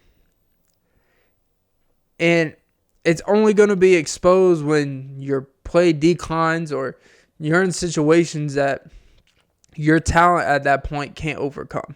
You cannot overcome terribly run organizations unless you are like Justin Herbert, who people can say what they want. Before Harbaugh got there, he masked a lot of incompetency there. And by the way, the craziest part, speaking of the Chargers, former offensive coordinator Kellen Moore used to be there. It's odd to me. Dude, it's crazy. Like, I remember Boise State's like my favorite college team. That's not even a joke. I legitimately have a Kellen Moore jersey. Kellen Moore is one of my favorite college football players ever. To watch his efficiency on Friday night against, you know, San Jose State all the time was just fucking amazing, you know. Man would always 78% completion percentage, 3 touchdowns, no picks. Just a surgeon on the field. And it's crazy to think, like, I remember, I'm starting to get old to the point where I watched him play quarterback in college. Like, I watched, you know, from the beginning. Watch him go through the NFL. And now he's a legitimate fucking head coach. That's insane. Like, that's really, like, one of the most insane things. Someone, he's been all, he got into the coaching, you know, you always hear that term when I remember me and my brother, we used to make this joke because all the commentators would say the same thing about every good quarterback in college. He just has anytime they didn't have a direct skill set attribute like arm strength or mobility, they'd be like, what makes him, he's just so poised, he's so smart.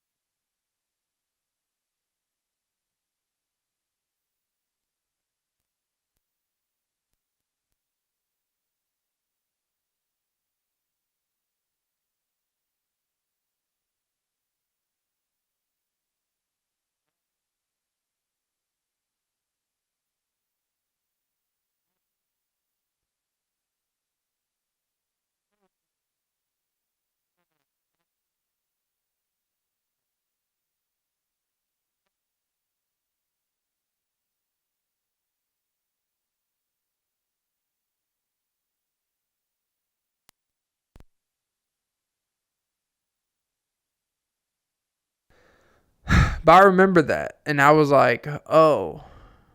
And now he's a legitimate head coach. And he basically looks the fucking same. Just a little bit older, with age. But that's crazy. He's actually one of the few ones.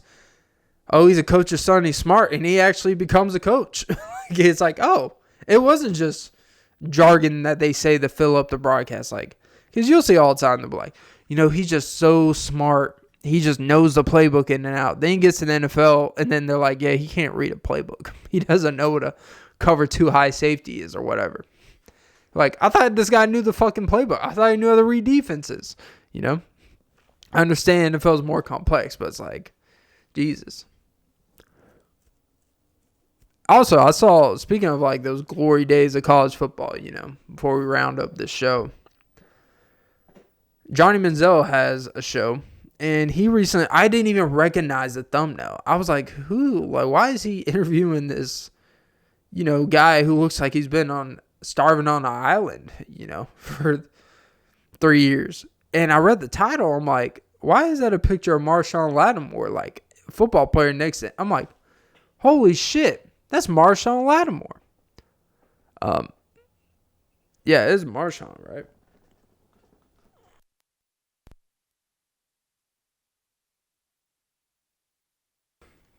I'm going to make sure I'm saying his name right.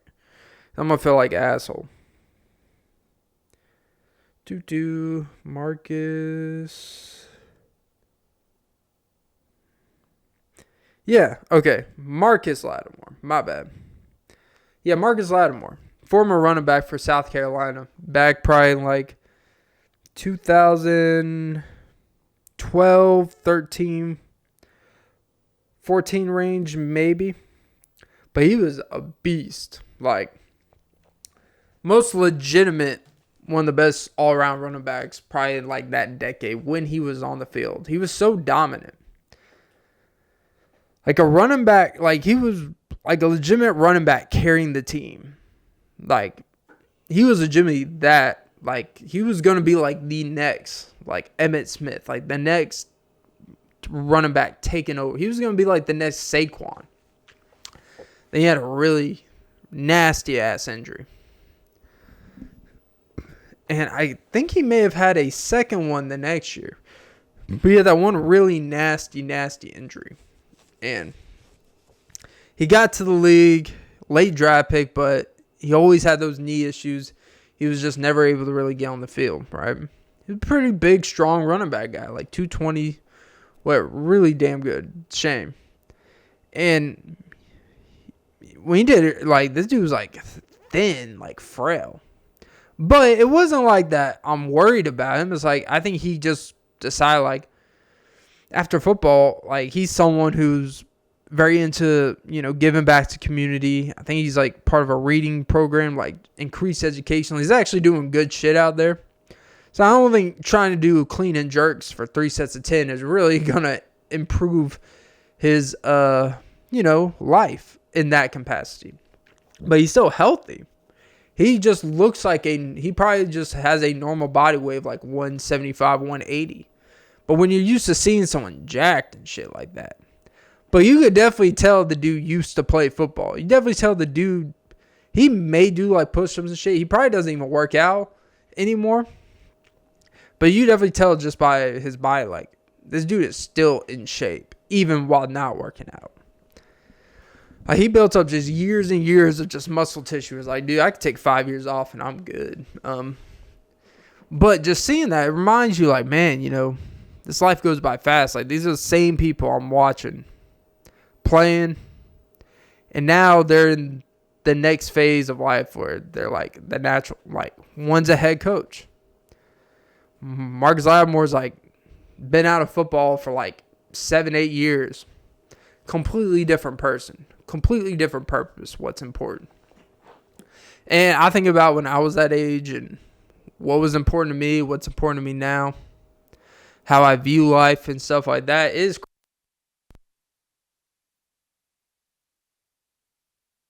mental here. I'm just saying, you know, watching that stuff, it's like, you know what? Appreciate what those times did for you and appreciate and enjoy them. But there's always the next thing. And that could work both ways. Like, hey, you may never truly, you know, you may never fully embrace something, but at the same time, you never fully hate something if it doesn't work out. That's also just as important, you know, is as much as we love when things work out and things are great, you know, football works or whatever career works, it's like if we were to get fired or, you know, let go, whatever, it's like, you know what? It'll be okay. I'll find something else. I'm not going to hate what happened. I'm going to appreciate what happened and take that on to the next thing so I could appreciate that more and have that same, if not better relationship with the next thing as I did with this thing that made me enjoy and love it. But that was the beautiful part about seeing that.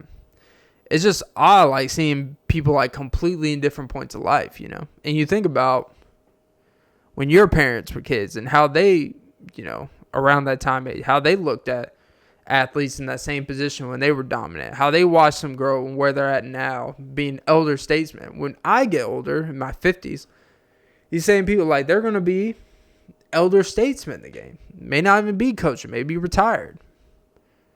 And, you know, that's just kind of the evolution of life to get comfortable with. Not getting too caught up in your britches, not getting too into yourself, but really appreciating the process more than anything. So, yeah, I got to pee. Yeah. I guess I'll just leave y'all with this today. You know, this is my first 2-hour-long podcast now. I'm going to be very transparent. It was not all done at once because my camera cannot record that long. But with my beautiful ability to edit stuff, I can make it one big podcast. And, you know, I'm thinking about, you know, this is just for me, I guess. But if you guys listen to this point, kudos. I'm thinking about, you know, should I do longer episodes, posting one video a week, cutting up the clips like I've been doing? Or continue doing just hour 15 long episodes and, you know, post a couple of those, keep them moving, or really just compile a bunch of episodes I did into one. I don't know. You know, we'll see. But yeah, that was episode 329 of the Often Be Podcast with Clint Nelson. I'm your host, Clint Nelson. Don't forget to like, follow, comment, subscribe, hit the notification bell, most important, ladies and gentlemen. Don't forget to suck some titties. Yeah, and this cat's looking at me with disgust. Meep, meep. Have a great day, morning, night, evening, and boy, I gotta drop a load of urine. Yeah, you stand up and I do. You know the deal. Oh my God, my inner thigh from those hip abductors. Kids, work on your hips. Because trust me, when they're in pain, they don't lie.